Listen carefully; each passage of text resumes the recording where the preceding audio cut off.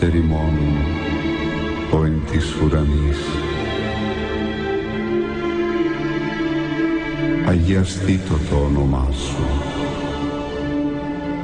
ελθέτω η βασιλεία σου, γεννηθήτω το θέλημά σου, ως εν ουρανό και επί της γης. Τον άρτον ημών των αιτιούσιων, δώσ' ημίν σήμερον, κι άφες ημίν τα οφειλήματα ημών,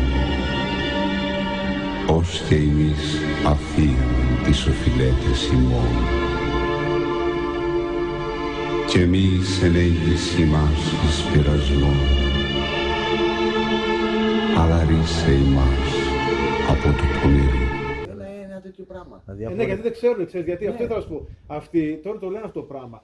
Γιατί άμα σε δουν εσένα όμως, που θα βγεις από το Άγιο Όρος, που είπες πήγες στο Άγιο Όρος και σε δουν γαληνεμένο, με τη χαρά, με το χαμόγελο, να πεις καλημέρα αδερφέ μου, τι κάνεις, κοιτάξτε με στη χαρά, πω, κοιτάξτε με. Μεταλλάχθηκε αυτός, ρε, πώς ήτανε. Αυτός ήταν πριν από το λες καλημέρα και σου έλεγε είμαι εκεί πέρα και μέσα νεύρα, στην οργή. Αλλά όταν σε δει έτσι μέσα στη γαλήνη, στη χαρά, θα πει πω, πήγες στο Άγιο Όρος, θα έρθεις να πει θα πάμε στο Άγιο Όρος. Πού είσαι Νικόλα, θα έρθω εγώ στο Άγιο Όρος μαζί σου. Αλλά αν σε δει μέσα στην οργή, μέσα στο μίσο, σου πει τι να το κάνω αυτό, ρε. Δεν πάει να κάνει βιντεάκια, σε βλέπει ένα μέσο τέτοιο, σου πει άντε να πάω στο Άγιο Όρος μας το ένα. Γι' αυτό σκανδαλίζουν μερικοί. Γιατί μερικοί πηγαίνουν και βγαίνουν χειρότεροι. Το έχουμε δει εδώ πέρα, έχουν έρθει και μέσα στην οργή, μέσα στο μίσο, βρε, ρεμίστε, στο Άγιο Όρος. Και όμως δεν του φύγει αυτό τέτοιο. Πάνε σε μερικούς και τους. Μας δουλεύει ο πονηρός. Και τους δίνει ακόμα πιο πολύ αρνητική τέτοια. Μίσος και οργή και έτσι αυτός και έτσι. Και πώς θα καταπολεμηθεί αυτό. Ποιο? Πέστε μας 5 σημεία. Έτσι, δεκά. Πάνω κάτω ξέρουμε, αλλά μας πείτε. Να έχουμε αυτή την αγάπη, τη μόνιμη. Σιγά σιγά παρακαλώ Θεό, ξέρεις ότι είσαι λάθος. Το κακό είναι ότι με αυτόν τον τρόπο εμείς νομίζουμε εκεί μας πιάνει πονηρός. Νομίζουμε ότι είμαστε σωστοί. Ναι. Το να κατακρίνουμε, να λέμε για τον Βαρθολομαίο, να λέμε για τους τέτοιους, αυτά τα ζηλωτικά, τα φανατικά, νομίζουμε είμαστε σωστοί. Εκεί πέρα μας πιάνει και μας τρίβει ο πονηρός. Δεν είμαστε σωστοί. Θα πει στον Θεό, σε παρακαλώ Θεό, ξέρω ότι δεν είναι σωστό, σε παρακαλώ, δείξω μου το τέτοιο.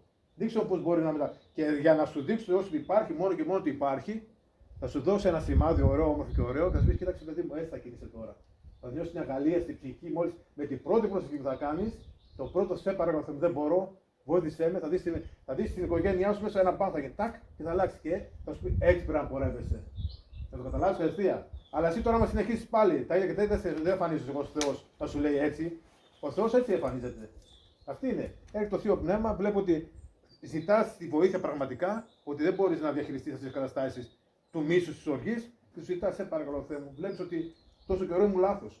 Πήγαινα στο Άγιο Όρος και έκανα το δικηγόρο του διαβόλου στην ουσία έκανες, όχι του Θεού. Ναι. Σε παρακαλώ, δεν ξέρω πώς θα γίνει αυτό το πράγμα. Βοήθησε με και δεις πώς θα γίνει το θαύμα μπροστά στα μάτια σου. Θα ανθίσεις.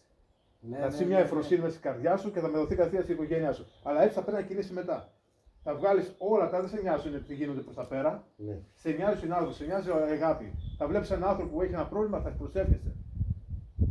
Εμείς βλέπουμε τους ανθρώπους να ζητάνε να κάνουν και η απάθεια. Βλέπουμε στις τηλεοράσεις σκοτώνονται χιλιάδες παιδιά, απάθεια. Ένας δεν έχει προσευχηθεί που σκοτώνεται τρόπο που γίνεται πόλεμος. Γίνεται εκεί πέρα καλά μια ζωή πόλεμη. Παντού πόλεμοι γίνονται. Μια ζωή πόλεμη εκεί πέρα στη τέτοια. Μέση Ανατολή. Ναι, εκεί πέρα, Ιερουσαλήμ. Δεν είναι να σε ενδιαφέρει που είναι παιδάκια και τέτοια και ιστορίες χιλιάδες.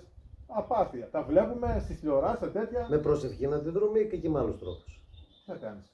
Προσευχή μπορεί να κάνεις κάτι άλλο. Λέω, εντάξει, Τι θα κάνεις. Προσευχή σου για τους ανθρώπους, σε παρακαλώ Θεέ μου. Να κλάψει η ψυχή σου για τους ανθρώπους, να τη κατάνοιξη. Αυτός είναι ο τρόπος. Αυτός είναι ο χριστιανός. Κλαίει η καρδιά του. Όχι απάθεια. Όχι τέτοια. Αυτά είναι πονηρό. Τα βλέπω και τα δεν τρέχει τίποτα. Φαντάζομαι, θα δει και εικόνες. Τότε δεν ξέρω, δεν έχω τηλεόραση, αλλά θα δει εικόνες που σκοτώνουν. Τι να σας πω, τότε βλέπουμε. Ναι, αλλά δεν σε πιάνει εσένα όμως το βράδυ να πεις Θεέ μου, σε παρακαλώ, βοήθησε τους ανθρώπους. Εμείς, καλά να πάθουν οι μουσουλμάνοι, καλά να πάθουν οι τέτοιοι, είναι Εβραίοι. Δεν μας πιάνει αυτή η κατάνοιξη, γιατί είναι άνθρωποι, είναι αδέλφια μας όλοι.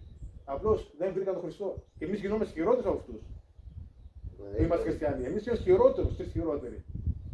Τα βλέπουμε και δεν μας αδελφιά, δεν φορούμε. Να έχουμε το φαγητό μας, έχουμε τέτοιο, αλλά δεν τρέχει τίποτα. Εντάξει.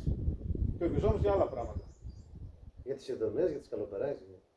Καλά, άλλα αυτά, ναι, άλλα αυτά. Άλλα κεφάλαια αυτά. Αυτά είναι, κάνουν πάνω από τη Ελλάδος. Εμείς οργιζόμαστε και κάνουμε το τέλος δικό του Θεού, είπαμε. Για το Βαρθολομαίο, για το τέτοιο, για το Πάσχα, για το Μάσχα, για το έτσι, άστα αυτά. Ξέρω ο Θεός τι θα γίνει. Ο Θεός ξέρει, δεν θα τα πεις έτσι. Εμείς γιατί να μπαίνουμε σε αυτή τη διαδικασία. Και δεν μας ενδιαφέρει, δηλαδή που βλέπουμε θανάτους, βλέπουμε μικρά παιδάκια σκοτώνουν και μια τέτοια.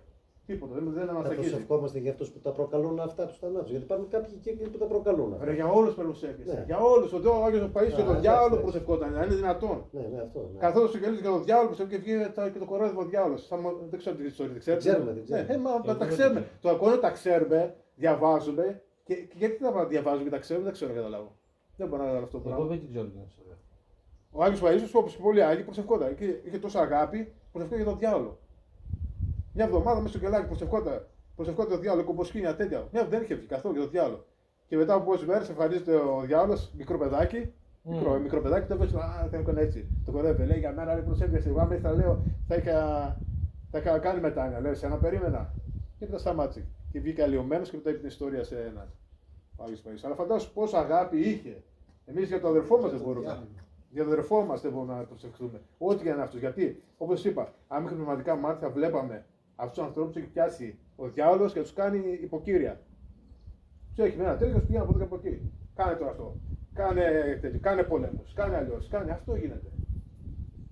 Εμείς, μα δεν γίνεται το κακό με το κακό, δεν γίνεται να φύγει. Το κακό με το καλό φεύγει.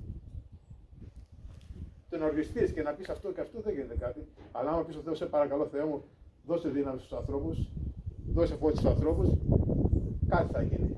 Ένα τόσο κάτι θα γίνει. Πρώτα απ' όλα θα γίνει σε εμάς. Δεν θα έχουμε την οργή στους ανθρώπους.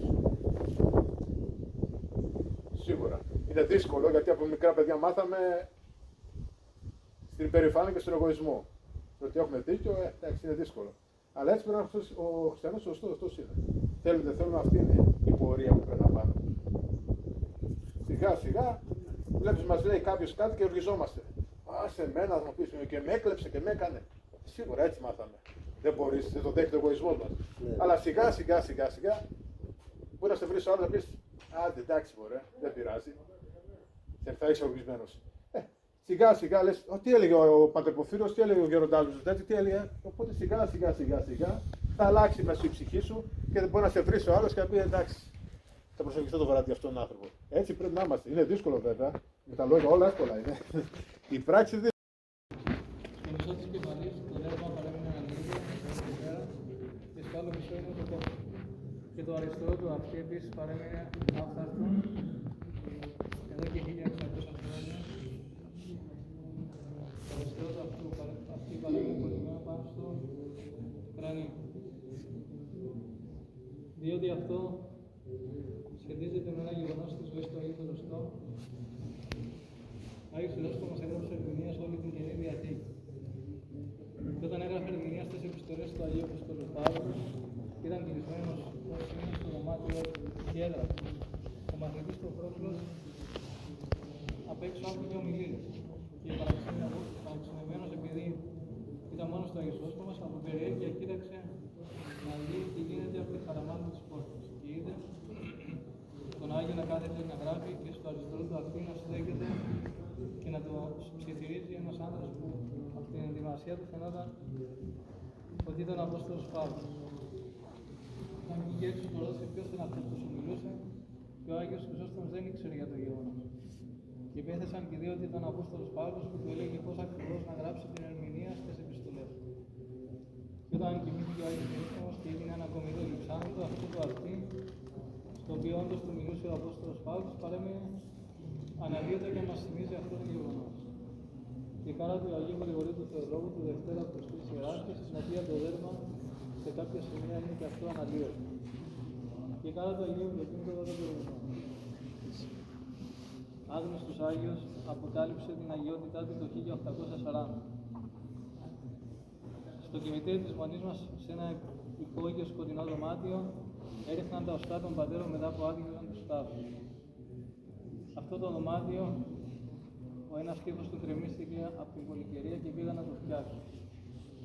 Και όπως πήγαν να το φτιάξουν, βρήκαν στη σκοτεινή αυτή γωνιά ένα λείψανο να βοδιάζει σε στάση προσευχής γονατισμένο με μια εικόνα της Παναγίας της Βηματάρισσας αντίγραφο στα χέρια. Ήταν ένας μοναχός της μονής μας, ο οποίος φαίνεται προαισθάνθηκε το τέλος του και για να μην το θυμίσουν οι πατέρες με εγκομιαστικούς λόγους στην κηδεία του, έφυγε χωρίς να το καταλάβει πάρει κανείς και παράδοσε την ψυχή του εκεί χωρίς να τον πάρει κανείς ήδη. Κατάλαβα ότι είναι Άγιος από την Ευωδία, τον έφεραν εδώ και έκαναν αγρυπνία. Σκέφτηκαν ότι δεν είχαν κανένα στοιχείο για τη ζωή του να τον ονομάσουν Ευδόκη. Γιατί ευδοκίμησε ο ίδιος τον Θεό και γιατί ευδόκησε ο Θεός να εμφανιστεί ένας νέος Άγιος. Και από τότε, το ημέρα που βρέθηκε να καλύψει ανά 5 Οκτωβρίου, το γιορτάζουμε και εμείς με Παναγία. Και τα λείψα του Αγίου Σύρτου του Σεγαστού αναγνωρίστηκε πρόσφατα Άγιος από το Οικουμενικό Πατριαρχείο και τα γέροντα του γέροντά μας Ιωσήφ του Βατεπεδινού. Και μια εικόνα να σου πω στην Άγιος, η μικρή Παναγία Παντάνασα βοηθά πολύ τα ανεχάμματα στους καρκινοπαθείς. Αρχίσαμε να προσκυνάτε, θα πάτε ολογημένοι κοροϊδεύετε και λαδάκι. Αν θέλετε κάτι να σταυρώσουμε στα Άγια Λίψα να αφιλίνετε και θα συνεχίσουμε. Πρόλαβε και έκρυψε την εικόνα της Παναγίας της Ματαρίσης σε ένα πηγάδι που βρίσκεται δίπλα στο Καθολικό μαζί με τον Σταυρό του Μεγάλου Κωνσταντίνου. Ο Σταυρός του Μεγάλου Κωνσταντίνου είναι αυτός ο μεγάλος Σταυρός που βρίσκεται ακριβώς στη μέση της Αγίας Τραπέζης. Και επίσης μια λαμπάδα την οποία την άναβαν οι πατρίδες κατά την εκλαβή είναι μπροστά στην εικόνα. Η λαμπάδα βρίσκεται περίπου 1 μέτρο δεξιά όπως κοιτάζουμε την εικόνα. Θα τοποθέσει ο ιερολιάκονος Σάββας στο πηγάδι, που σκύπασε στα γρήγορα με ξύλα και πέτρες, δεν πρόλαβε να διασωθεί, διότι τον συνέλαβαν οι πειρατές και τον πούλησαν αιχμάλωτο στην Κρήτη.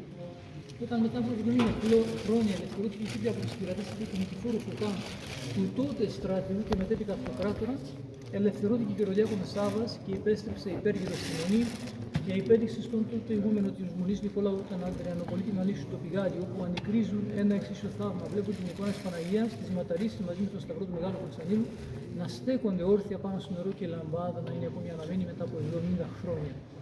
Έκτοτε ψάλλεται παρακλητικός κανόνας κάθε Δευτέρα απόγευμα και την Τρίτη τελείται θεία λειτουργία στο καθολικό μας προς ανάμνηση του θαύματος. Εορτάζεται ιδιαίτερο στην Τρίτη της Διακοινησίας.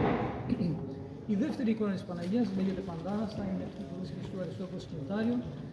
Μεταφράζεται Πανάνασα, δηλαδή η βασίλισσα των πάντων. Είναι μια φορητή εικόνα του 17ου αιώνα και απέκτησε από τον Θεό την ειδική χάρη να θεραπεύει την φοβερή ασθένεια του καρκίνου στις μέρες μας.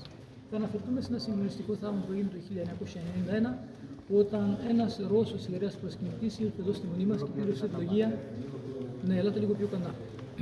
Λοιπόν, και πήρε ως ευλογία πολλά χάρτινα αντίγραφα της Παναγίας της Παντανάσης, τα οποία είχε μοιράσει στο παιδικό ογκολογικό κέντρο της Μόσχας. Μέσα σε αυτό το νοσοκομείο νοσηλευόταν και ένα 8χρονο παιδάκι, ο Μιχαήλ Ιακούνιν, το οποίο έπασε από καρκίνο.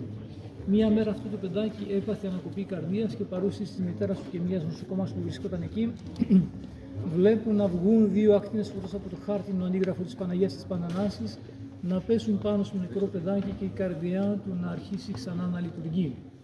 Μετά από αυτό το συγκλονιστικό θαύμα, ο τότε Πατριάρχης Μόσχας ζήτησε από τη Μονή μας ένα μεγάλο αντίγραφο της Παναγίας Παντανάσης, το οποίο είχε τοποθετήσει στο ναό των Αγίων Πάντων κοντά στο νοσοκομείο και αργότερα είχε γίνει και μια πτέρυγα εντός του νοσοκομείου με παρεκκλήσιο όνομα της Παναγίας της Παντανάσης.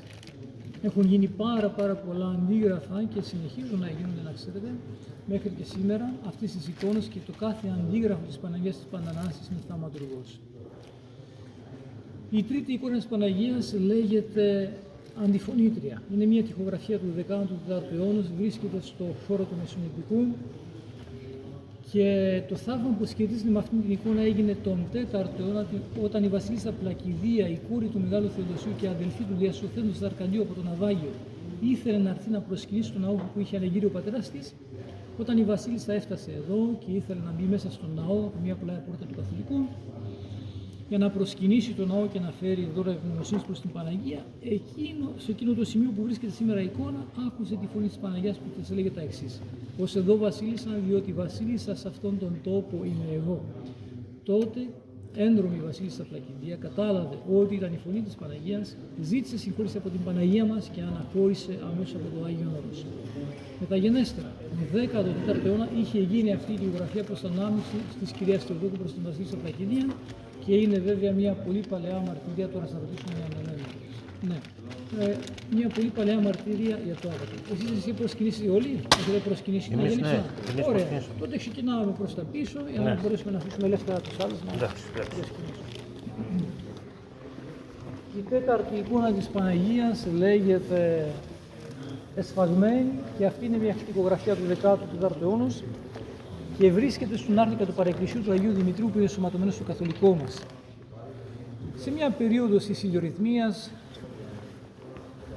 περίπου πρέπει να ήταν κατά τον 14ο αιώνα αυτό που έγινε, ένας ιεροντιάκονος και εκκλησιαστικός που καθυστερούσε στην τράπεζα φαγητό λόγω του διακονήματός του, τους φρόνιζε την εκκλησία και μία φορά πήγε εκεί να αναζητήσει φαγητό από τον τραπεζάρι. Εκείνος δεν ήθελε να του δώσει με την πρόφαση ότι καθυστερείς και δεν έρχεσαι στην ώρα σου. Τσακώθηκαν μεταξύ τους, επέστρεψε στην εκκλησία ο ιεροντιάκονος και άρχισε να πει τα παράπονά του μπροστά στην εικόνα της Παναγίας εκεί στον άρτικα του παρεκκλησίου του Αγίου Δημητρίου. Και έλεγε στην Παναγία: εγώ κουράζομαι κάθε μέρα, φροντίζω την εκκλησία σου, εσύ δεν φροντίζεις ούτε για το δικό μου φαγητό. Στο σκοτισμό του με αυτό το μαχαίρι εκτύπησε το πρόσωπο της Παναγίας, λέγοντας αυτά τα λόγια. Από το πλήγμα προκλήθηκε λίγο πιο κάτω, στο δεξιό μάγουλο, λίγο πιο κάτω από το μάτι, βγήκε αίμα με αποτέλεσμα να χάσει τα λογικά του και την όρασή του, να πέσει κάτω και να μείνει σε αυτήν την κατάσταση μέχρι που αργότερα ήλθαν οι πατέρες για την ακολουθία. Τον βρήκαν εκεί πεσμένο και είδαν ότι από την εικόνα της Παναγίας έτρεχε αίμα. Μετά που συνήλθε λίγο, παρακάλεσε τους πατέρες και τον ηγούμενο να τον αφήσουν να μείνει εκεί απέναντι από την εικόνα, να κλαίει και να παρακαλάει να συγχωρηθεί με αυτήν την νεροσιλία που είχε κάνει. Και έμεινε πράγματι 3 χρόνια, παρακαλούσε την Παναγία και έκλαιγε μπροστά στην εικόνα της να τον συγχωρέσει για αυτήν την νεροσιλία που είχε κάνει.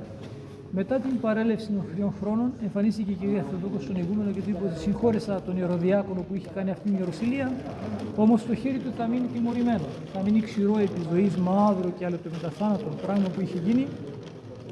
Μετά που κοιμήθηκε αυτός ο ιεροδιάκονος και έγινε εκταφή των οστών του, βρέθηκε όλο το σώμα του λιωμένο, εκτός από αυτό το χέρι που έμεινε έτσι όπως είχε πει η Παναγία στον ηγούμενο, μαύρο και άλιωτο, προς παραδειγματισμό των επομένων γενιών από το σφάλμα και συνάμα την μετάνοια του μονάχου. Θα προχωρήσουμε λίγο προς το μεσονυχτικό, να σας δείξω λίγο και τον τάφο των φυτόρων, των Αγίων Φυτόρων, του λαού Αθανασίου και Ανδρείου.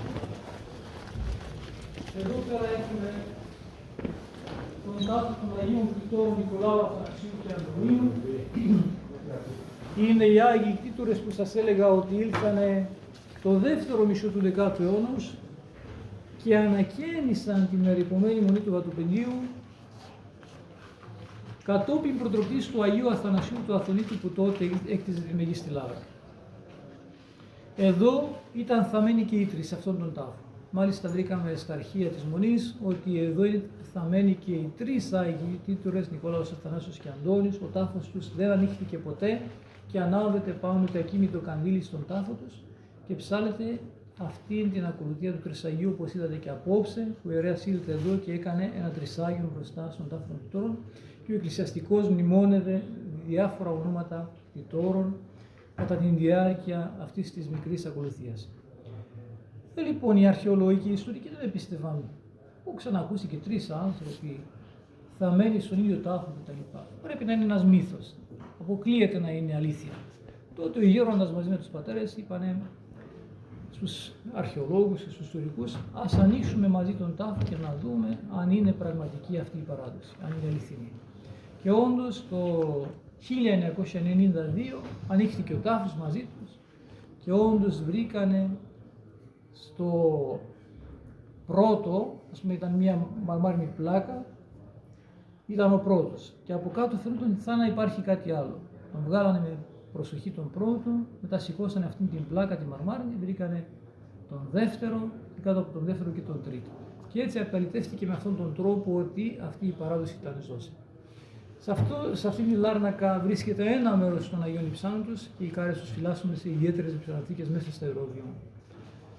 Από εκεί, αν θέλετε, προσκυνήστε και θα πάμε απέναντι να προσχίσουμε την Παναγία την Αληθονήτρια που ήδη σας είπα την Αληθονήτρια, η υπομικόνηση για αυτήν την Αληθονήτρια.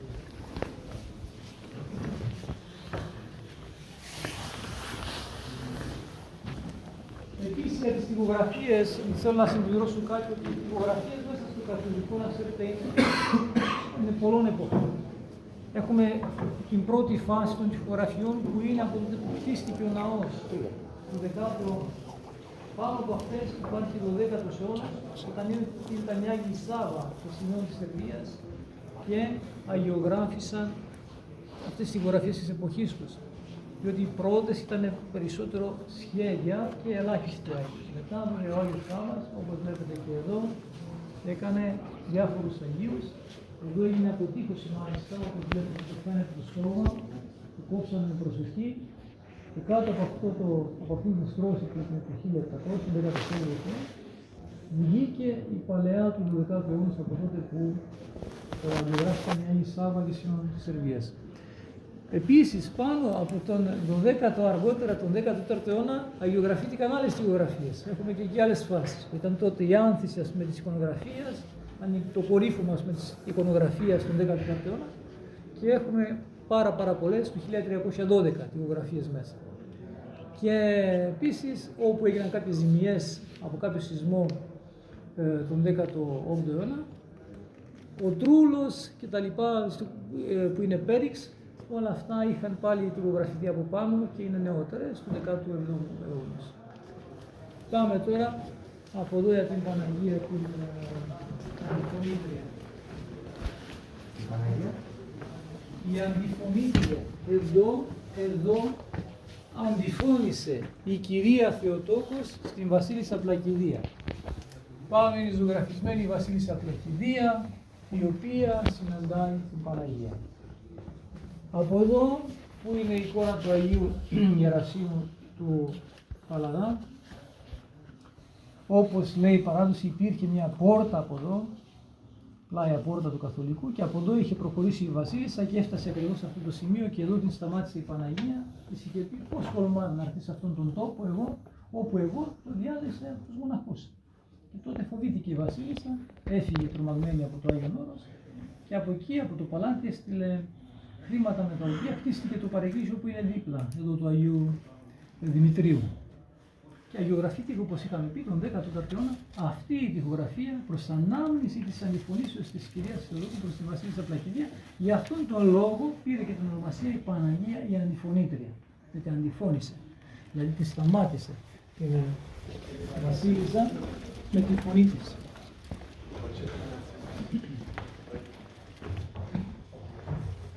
Εδώ έχουμε ήδη την τέταρτη εικόνα για την οποία σας έχω μιλήσει. Είναι η Παναγία σφαγμένη. Αν προσέχετε εκεί στο μαύρο της Παναγίας φαίνεται και το πλήγμα και το αίμα που έσταξε και έμεινε μέσα στην φωτογραφία.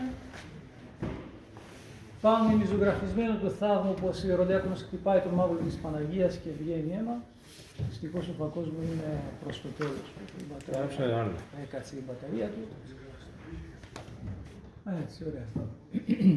Και εδώ στη γωνιά είναι ο ίδιος ο ιεροντιάκονος, ο οποίος έμεινε εδώ 3 χρόνια και παρακαλούσε την Παναγία να τον συγχωρέσει για αυτήν την οροσυρία που είχε κάνει.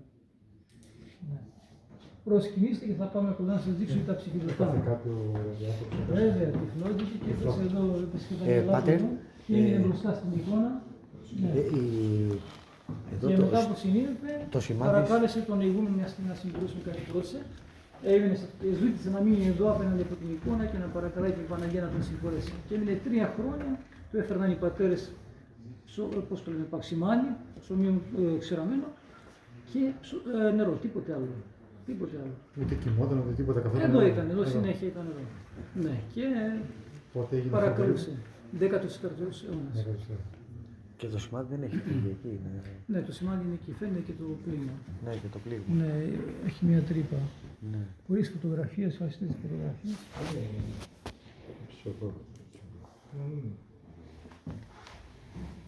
Πάρτε το λίγο από κάτω. Η τρύπα εκεί που χτύπησε. Και γύρω το.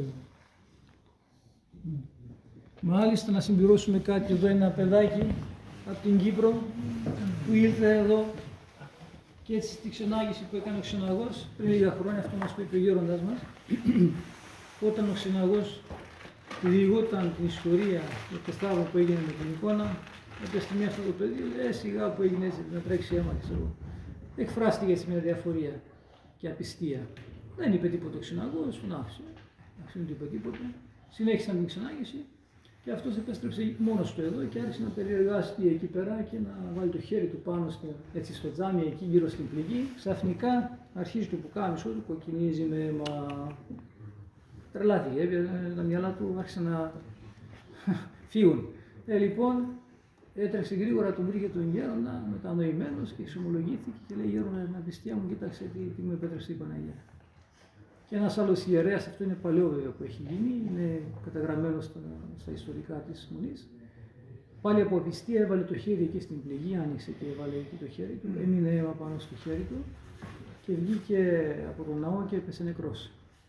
Τιμώρησε η Παναγία την απιστία του. Ναι. Θα πάμε να σας δείξω τώρα τα ψηφιδωτά, εδώ μέσα στο λυπή. Θα πάμε για την πέμπτη, για τα παραμυθία.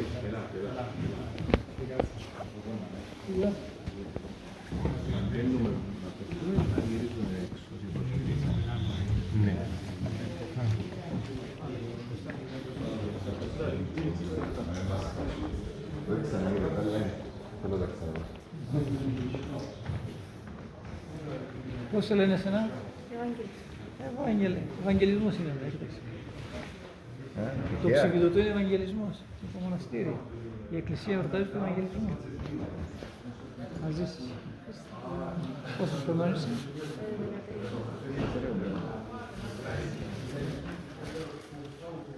Λοιπόν, μαζευτήκαμε. Εδώ έχουμε πάνω από την πόρτα, έχουμε την παράσταση που λέγεται Δέησης. Είναι ο Χριστός Ένθρονος, η Παναγία και ο Τίμιος Πρόδρομος. Είναι του 12ου αιώνα ή είναι της ίδιας εποχής με τον Ευαγγελισμό που είναι μέσα στον ναό πάνω από τους Σκύονες. Και εδώ κάτω έχουμε την άλλη παράσταση του Ευαγγελισμού του 14ου αιώνα. Και τώρα που θα πάμε έξω θα δούμε και τον Άγιο Νικόλαο που είναι του 14ου αιώνα.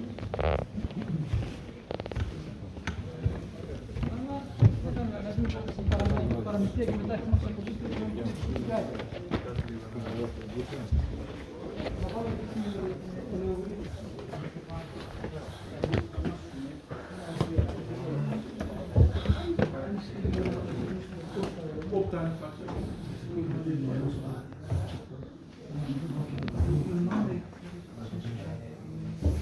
Εδώ είναι η Παναγία, η παραμυθία. Αν προσέξετε στο πρόσωπο της Παναγίας, κοιτάξτε, είναι γυρισμένη η Παναγία από τον Χριστό. Και στο στόμα της, εκεί βλέπετε, έχει το χεράκι του Χριστού που το τραβάει προς τα κάτω. Και Ονομάζεται το πατέρα μου, Παναγία. η παραμυθία. Θα πούμε, βλέπετε, έχει πολύ παρηγοριά στο πρόσωπό της και ο Χριστός είχε αυστηρό ύφος. Είναι θυμωμένος. Θα τα πούμε γιατί. Δεν ήταν έτσι η Παναγία. Ήταν όπως είναι όλες οι εικόνες της Παναγίας. Αφήστε μόνο τις φωτογραφίες. Εντάξει, έτσι ήταν. Κανονικά, κοιτάζοντας ο ένας προς τον άλλο. Εδώ έγινε ένα θαύμα και άλλαξαν εδώ. Όλα στην εικόνα. Θα τα πούμε τώρα. Δεν είσαι τώρα που θα πάμε κάτω. Θα πούμε. Θα πάμε στο μέρος της εκεί που ήταν, που βρισκόταν. Πάμε. Προσκυνήστε και παραμυθία.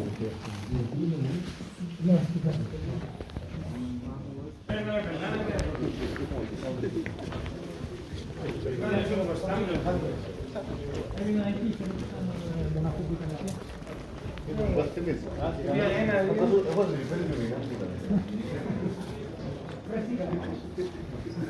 Λοιπόν, σε αυτό το μέρος που βρίσκουμε αυτή τη λιπογραφία βρισκόταν η Παναγία, η παραμυθία που μόλις έχουμε προσκυνήσει πάνω στο παρεδίτσιο της. Υπήρχε μια παράδοση στη Μονή μας. Μετά το τέλος της ακολουθίας του όρθρου, οι πατέρες ερχόντουσαν εδώ και έβαζαν μετάνοια μπροστά στην εικόνα και ο ηγούμενος παρέδει τα κλειδιά της πύλης, της εισόδου της Μονής, στον θυρωρό ή ανοίξει τον πορτάρι για να ανοίξει τις πύλες τις πρωινές ώρες. Κατά τις αρχές του 14ου αιώνα, όταν ήρθαν οι πατέρες εδώ να βάζουν τη συνηθισμένη μετάνοια και να παραδώσουν τα κλειδιά, η Παναγία άρχισε να μιλάει στον ηγούμενο και να του πει: μην ανοίξετε σήμερα τις πύλες της Μονής, αλλά ανεβείτε στα τείχη και διώξτε τους πειρατές. Δεν κατάλαβαν τι συμβαίνει. Όμως, όταν κοιτάξαν με προσοχή την εικόνα της Παναγίας, είδαν ότι ήταν. Ελπίζω να με τραβήσει. Μόνο τώρα άρχισα. Εγώ έχω γράψει. Εντάξει, αυτό δεν πειράζει. Δεν πειράζει. Μόνο με βίντεο να μην με τραβήσει. Βάσουν στα ίντερνετ και σε αυτά. Εμείς δεν είμαστε έτσι. Παρόλο που μας τραβάνε και δεν καταλαβαίνουμε. Λοιπόν, και ερχόντουσαν εδώ και έβαζαν τη μετάνοια άρχισε η Παναγία να μιλάει στον Αιγαίο, να του πει μην ανοίξετε τις πύλες, αλλά ανοίξτε στα τείχη και διώξτε τους πειρατές. Και όντως, όταν κοιτάξανε την εικόνα της Παναγίας, είδαν ότι ήταν ζωντανή και η Παναγία και ο Χριστός μέσα στην εικόνα.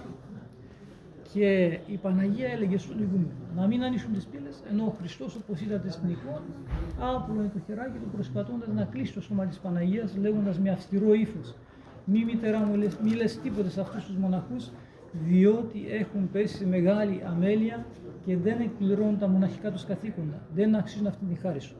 Όμως η Παναγία, αναμαζεί στη μεγάλη παρησία που έχει ενώπιον του Υιού της, τι έκανε? Πήρε το χεράκι του Χριστού, όπως είδατε, το κρατούσε, το τράβηξε προς τα κάτω, γύρισε και το πρόσωπο της από τον Χριστό και επανάλαβε για δεύτερη και για τρίτη φορά αυτήν την πρόταση. Μην ανοίξετε σήμερα τις πύλες, ανεβείτε στα τείχη ηλίου στους πειρατές. Και πράγματι, όταν έσπευσαν οι πατέρες στα τείχη, είδαν ότι οι πειρατές είχαν περικυκλώσει τη μονή, περίμεναν να ανοίξουν τις πύλες, να μπουν μέσα και να τους σκοτώσουν. Με αυτή την επέμβαση της Κυριάς του προδόθηκαν οι πειρατές, εσώθηκαν οι μοναχοί και στη συνέχεια οι πατέρες, λόγω του θαύματος, που τους παρηγόρησε η Παναγία με αυτό το θαύμα, αλλά και από την έκφραση της Παναγίας που έχει πολλή παρηγορία, ονόμασαν αυτή την εικόνα παραμυθία, που προέρχεται από το ρήμα παραμυθό, πρωτεύον, εμψυχώνω κτλ. Και αυτή η εικόνα βρισκόταν εδώ και το 1678 μεταφέρθηκε από εδώ στο επωνόματι παρεκκλήσιο της Παναγίας Παραμυθίας, που έγινε με τη δωρεά του Μητροπολίτου Λαοδικίας, του Γρηγορίου του Βατοπεδινού. Ο Γρηγόριος ο Βατοπεδινός ήταν αυτός που πήρε την πρωτοβουλία, ήθελε να τιμήσει την εικόνα της Παναγίας, την έβγαλε από τον τοίχο έτσι με προσοχή, έφτιαξε εκείνο το παρεκκλησάκι και την πήγε εκεί πάνω. Μάλιστα, η Παναγία η Παραμυθία εορτάζεται 21 Ιανουαρίου μαζί με τον Άγιο Μάξιμο τον Γρεκό, τον Βατοπεδινό. Και πηγαίνουμε στο παρεκκλήσιο, εμπομβή, την κατεβάζουμε, την φέρνουμε εδώ, κάνουμε μια δεήσεις όπου ήταν η Παναγία παλαιά, μετά την βάζουμε μέσα στο ναό και παραμένει εκεί μέσα στο ναό μέχρι 2 Φεβρουαρίου της Παπαντής. Όλο αυτό το διάστημα, αν τύχει κάποιος να έρθει, θα βρει την εικόνα της Παναγίας μέσα στο ναό. Μας έμειναν 2 εικόνες, θα πάμε τώρα όμως πριν να πάμε στην Παναγία την Ελεοβρύτισσα που είναι η 6η εικόνα. Θα δούμε και το πηγάδιο όπου έμεινε η Παναγία, η βηματάρισα μέσα με το σταυρό του Μεγάλου Κωνσταντίνου και η λαμπάδα αναμένει επί 70 χρόνια. Έτσι, πάμε. Το τοίχο εδώ με το κτυπήσετε. Εδώ έχουμε το πηγάδι, στο οποίο ο Ιεροντιάκονος Σάββας το πρώτο μισό του 10ου αιώνα έκρυψε την εικόνα της Παναγίας της Βηματαρίσσης μαζί με τον σταυρό του Μεγάλου Κωνσταντίνου και η λαμπάδα, η οποία έμεινε αναμένη επί 70 χρόνια, όπως φαίνεται και σε αυτήν την μαρμάρινη πλάκα. Είναι οι Άγιοι Χριστός μαζί με τον Ιεροντιάκονο που επέστρεψε από την αιχμαλωσία και στην υπόδειξή του βρήκαν το πηγάδι και αυτά τα 3 κοιμήλια όπως τα είχε αφήσει πριν από 70 χρόνια. Δεν μας πάει η Εμίλια που είναι τώρα. Μέσα στο Ιεροβήμα. Σας τα έδειξα αλλά δεν προσέξατε. Όταν μιλούσα εκεί στο τραπέζι με τα Αγία Λείψανα, είπα την πρώτη εικόνα που είναι η βηματάρισα στο σύστημα του Ιεροβήματος. Λέγεται βηματάρισα γιατί μένει στο Ιεροβήμα. Η κτητόρισα στη μέση Αγίας Τραπέζης. Μάλιστα το έδειξα αλλά φαίνεται δεν προσέξατε. Μέσα στο Ιερόβήμα. Μέσα στο ιερό. Ναι, στα εκεί εντάξει δεν μπορούμε να πάμε στο Ιερόβήμα. Στο Ιερόβήμα δεν μπαίνουμε. Δεν μπαίνουν οι άντρες μέσα στο ιερό. Δεν μπορούμε. στο μοναχό.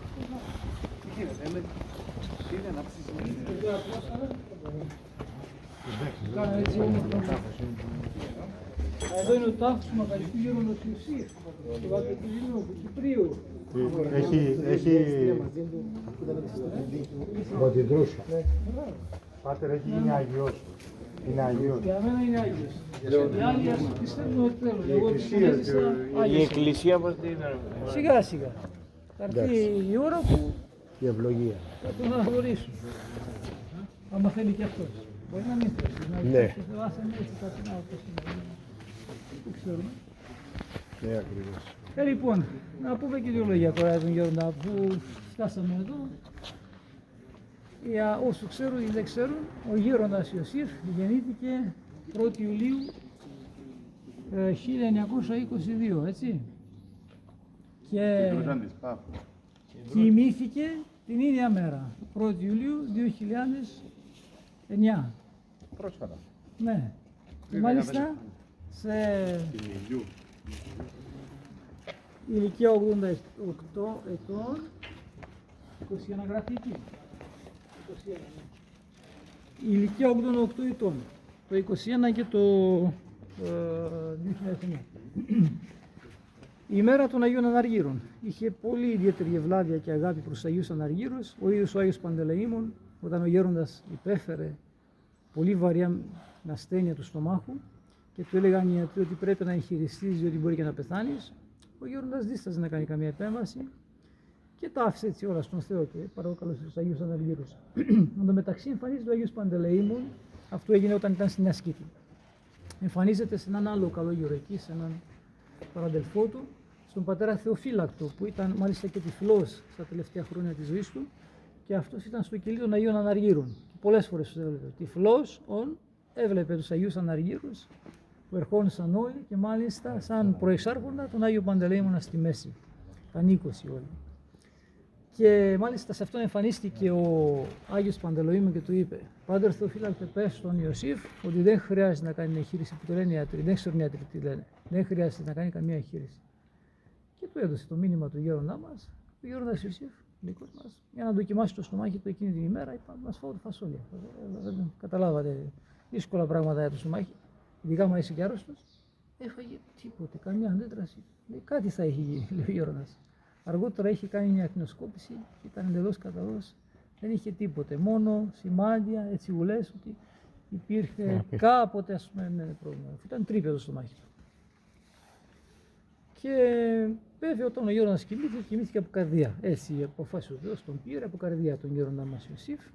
Και μάλιστα εκείνο το βράδυ, όπως ήταν εκεί με τον πατέρα Αθανάσιο που τον βοηθούσε, στο κελί του έξω από το μοναστήρι, κάποια στιγμή ήταν κατά τις 8 το βράδυ, του λέει του πατέρα Αθανάσιου: Αυτοί που ήταν εδώ τι ψάχνουν? Ο πατέρα Αθανάσιος δεν έβλεπε κανένα. Δεν έχουν κανένα δικαίωμα. Δεν έχουν κανένα δικαίωμα εδώ. Και βέβαια ήταν οι δαίμονες που ήταν εκεί να τον φοβήσουν και τα λοιπά. Όπως συνηθίζεται στις τελευταίες στιγμές που ο άνθρωπος φεύγει από αυτήν την ζωή, τότε τα βλέπει όλα. Αλλά ο γέροντας βέβαια είχε πείρα της αιωνίου ζωής και των δαιμόνων και αυτά δεν φόβονταν. Θα κάνουμε μια παρένθεση εδώ. Μας έλεγε ο γέροντας Ιωσήφ, ο νους που φωτίζεται βλέπει πέρα των δαιμόνων. Εγώ τους βλέπω, λέει, μες στο βατοπέδιο τους βλέπω που είναι στην Ερισσό οι δαίμονες και μιλάνε μεταξύ τους τι πολέμους να μου κάνουν σε μένα. Τους έβλεπα τόσο μακριά. Ναι. Και μετά από λίγη ώρα να συνεχίζουμε πώς έγινε έτσι η κίνηση του γέροντά μας. Μετά από λίγη ώρα λέει στον πατέρα Αθανάσιο: Αυτοί που ήρθαν τώρα θα μας βοηθήσουν στον δρόμο που πρέπει να ακολουθήσουμε.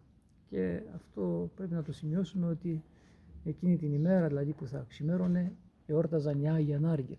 Γεννήθηκε την ημέρα τους 1η Ιουλίου, κοιμήθηκε την ίδια μέρα 1η Ιουλίου των Αγίων Αναργύρων. Και όντως, έτσι παρέδωσε απόφαση, είπαμε από καρδιά, παρέδωσε την ψυχή του, το πρόσωπο του έμεινε ταλαιπωρημένο. Δεν ξέρω αν είχατε δει τη φωτογραφία, πώς ήταν όταν κοιμήθηκε και πώς έγινε μετά. Ναι. Ναι. Και παρέδωσε την ψυχή του. Όπως είπαμε, έμεινε το πρόσωπό του, η έκφραση του προσώπου του έτσι ταλαιπωρημένη και το στόμα του ανοιχτό. Έκλειναν οι πατέρες στο στόμα, πάλι άνοιγε. Το έκλειναν, πάλι άνοιγε. Πήραν τηλέφωνο τον γέροντα να μας έφεραν εδώ. Οι πατέρες που ήταν τότε στο κελί μαζί του, ήταν και ο ιατρός του, προσωπικός ιατρός, ο καρδιολόγος, ο κύριος Φρόντζος. Και είπανε: Γέροντα, έφυγε. Έφυγε με αυτόν τον τρόπο. Οι πατέρες επέμειναν να τον καλύψουν εντελώς, να μην φανεί το πρόσωπό του έτσι στην κοιλία. Αλλά ο γέροντας λέει: Δεν πειράζει, μετά που θα τον ετοιμάσει, όπως είναι ας πούμε η παράδοση έτσι, στην μοναχική τάξη, ας πούμε, κάποιο αγιορείτη που πεθαίνει, που κοιμάται, τον τύλιξαν με τον, τον τύλιξαν με τον μοναχικό μαντία, όλο το σώμα του, αλλά για να τον ανοίξουν τώρα έπρεπε να κόψουν το ύφασμα που κάλυπτε το πρόσωπό του. Και το έκοψαν σιγά σιγά, πόσο διάρκεια, μια μισή ώρα που το ετοίμασαν, στο τέλος που το άνοιξαν, τι να δω, λέει, ο γέροντας είχε κλείσει μόνος του το στόμα του και είχε αυτό το χαμόγελο τόσο έντονο όπως το είδατε εκεί. Έχει και τις δύο. Ναι. Έτσι ήταν εκεί, βλέπετε. Μετά έχει τόσο χαμόγελο και όχι μόνο αυτό, αλλά από εκείνη τη στιγμή μέχρι που τον φέραμε μέσα στην εκκλησία, που κάναμε την ακολουθία της κηδείας κτλ. Μέχρι που να τον βάλουμε στον τάφο, το χαμόγελο του γινόταν έτη και έτη πιο έντονο. Και όλοι το κοιτούσαμε και όλοι που ήταν παρόντες, τι γίνεται, τι κάνει, ας πούμε, σαν να γελάει τώρα, ας πούμε. Έτσι τόσο έντονο. Και αυτό είναι ένα σημείο που δείχνει ότι ο Γέροντας βρήκε παρησία ενώπιον του Θεού. Αλλά εντάξει, εμείς θέλουμε και τη ζωή του. Και μάλιστα το πρώτο θαύμα που έγινε μετά την κοίμηση του είναι ένας καλόγερος δικός του που είχε φύγει από τη μια Σκήτη πριν από 20 χρόνια. Είχε φύγει, πήγε στον κόσμο, παντρεύτηκε, τέλος πάντων, μπερδεύτηκε. Όταν είδε την φωτογραφία του Γέροντα έτσι χαμογελαστός, συνήλθε στον εαυτό του, άρχισε να κλάψει και να πει: εγώ θα κολλαστώ. Και ήταν το πρώτο θαύμα. Επέστρεψε. Και στην γυναίκα του: εγώ φεύγω, δεν θέλω να κολλαστώ. Άφησε και την κόρη του κτλ. Πήρε χαρτί, ότι εγώ είμαι ελεύθερος από τώρα. Και όντως ήλθε στο μοναστήρι και συνεχίζει τη ζωή του. Είναι εδώ. Είναι, δόξα τω Θεώ. Και συνεχίζει την ζωή του στα μοναστήρια. Και αυτό ήταν το. Τα λείψανα είναι μέσα. Όχι, τα βγάλαμε για ένα κομιτή και τα έχουμε μέσα στον Άγιο Νικόλαο. Εκεί που πήγαμε, που σας έδειξα στον τοίχο που υπήρχε η Παναγία Παραμυθία, δίπλα αριστερά έχει πόρτα που μπαίνουμε στο παρεκκλήσιο του Αγίου Νικολάου. Στην λιτή του παρεκκλησίου του Αγίου Νικολάου, δεξιά, εκεί στην Λάρνακα, είναι η κάρα του και τα υπόλοιπα Άγια λείψανα του Γέροντα μας. Μπορούμε να τα προσκυνήσουμε εμείς. Βγάλαμε ποτέ μύρο. Εμείς δεν τα ψάξαμε αυτό, δεν είδαμε κάτι άλλο στο μέλλον. Εγώ ξέρω ότι η μελαντάκι που έδωσε ο Πάτερ Αθανάσιος από την καντήλα του εδώ, θεραπεύτηκαν παιδιά στην Κύπρο από καρκίνος και από άλλες ασθένειες αυτές. Όχι, ο Πατήρ Αθανάσιος ο άλλος, ο συνδιακονίτης του που ήταν εκεί, που τον διακονούσε. Όχι ο δεσπότης. Ο της ήταν ήδη στην Κύπρο. Ήρθε μετά για την κηδεία. Λοιπόν, μας έμεινε η Παναγία η Ελεοβρίτισσα και η Παναγία η Πυροβολίτισσα. Και μετά είστε ελεύθεροι, σας ταλαιπώρησα αρκετά. Όχι, χαιρόμαστε. Κάμε 3 θαύματα ή πριν το θάνατο Όχι, όχι, είναι. Όχι, όχι, δεν υπάρχουν αυτά τα κριτήρια. δεν είναι αυτά, Ο δηλαδή, Γέροντας να μας, μην είναι αυτά. ο Γέροντας μας, κοιτάξτε τι λέει. Τι λέει ο Γέροντας μας. Λέει, φέρτε μου την πράξη της Αγιοκατατάξεως του Μεγάλου Αντωνίου. Πού είναι? Υπήρχε ποτέ? Δεν υπήρχε ποτέ. Ακριβώς. Δηλαδή στην συνείδηση των πιστών μέσα στην Εκκλησία παίρνει σαν Άγιος από τη ζωή του. Τον είχαν ζήσει σαν Άγιο. Έτσι γίνεται. Αλλά απλώς εντάξει, τώρα πιο πρόσφατα έχει γίνει η διαδικασία να αποφασίσει η Εκκλησία κτλ. Καλό είναι και αυτό, αλλά δεν πρέπει να παραχωρήσουν πρόσφατες και να αφήσουν ας πούμε, στην άκρη την πίστη και την ευλάβεια του λαού που έχουν προς έναν άνθρωπο. Εκεί είναι που θα φανεί αν είναι Άγιος. Καταλάβατε? Ο Άγιος Καλίνικος, ο Ενκαλίνος, μαθητής του Αγίου Νεκταρίου. 40 μέρες μετά την κοίμηση του, το αγιογράφησε η εικόνα ο ίδιος, το Αγίου Νεκταρίου. Και δεν είχε αγιοκαταταχθεί. Ο ίδιος, στα 40 μέρες που κοιμήθηκε, το αγιογράφησε την εικόνα. Ο πατήρ Νίφων, ο δικός μας, ο Κύπριος, όταν ήταν Νίφων, που τώρα είναι στην Γλυφάδα, έχει και ένα μοναστήρι. Ήταν στο Πορτολάγος. Στο Πορτολάγος, εκεί στο ναό της Παναγίας Παντανάσης, είχε αγιογραφήσει εκεί όλους, Πορφύριος, Παΐσιος, πριν να αγιοκαταταχθούν. Και κάποιοι τον κατήγγελαν στο Πατριαρχείο, στο Οικουμενικό Πατριαρχείο, είπανε εντάξει, ο Πατέρ Νίφων, αγιογράφησε όλους αυτούς τους μοναχούς, εντάξει, ευλαβείς, τους έκανε με φωτοστέφανα κτλ. Και τον κάλεσε ο Πατριάρχης, τον Πατέρα Νίφων, λέει, βιάστηκες. Γιατί να βιαστούν? Ευλάβεια, η πίστη που έχουμε, στη συνείδηση μας νιάγει. Και μετά αυτός που είπε ότι βιάστηκε ο Πάτερ Νίφων, ο ίδιος ήρθε και έκανε τις αγιοκατατάξεις. Και του Πορφυρίου, και του Παϊσίου, και του Σοφρονίου, και του Ιωσήφ. όλων. Καταλάβατε? Έτσι είναι.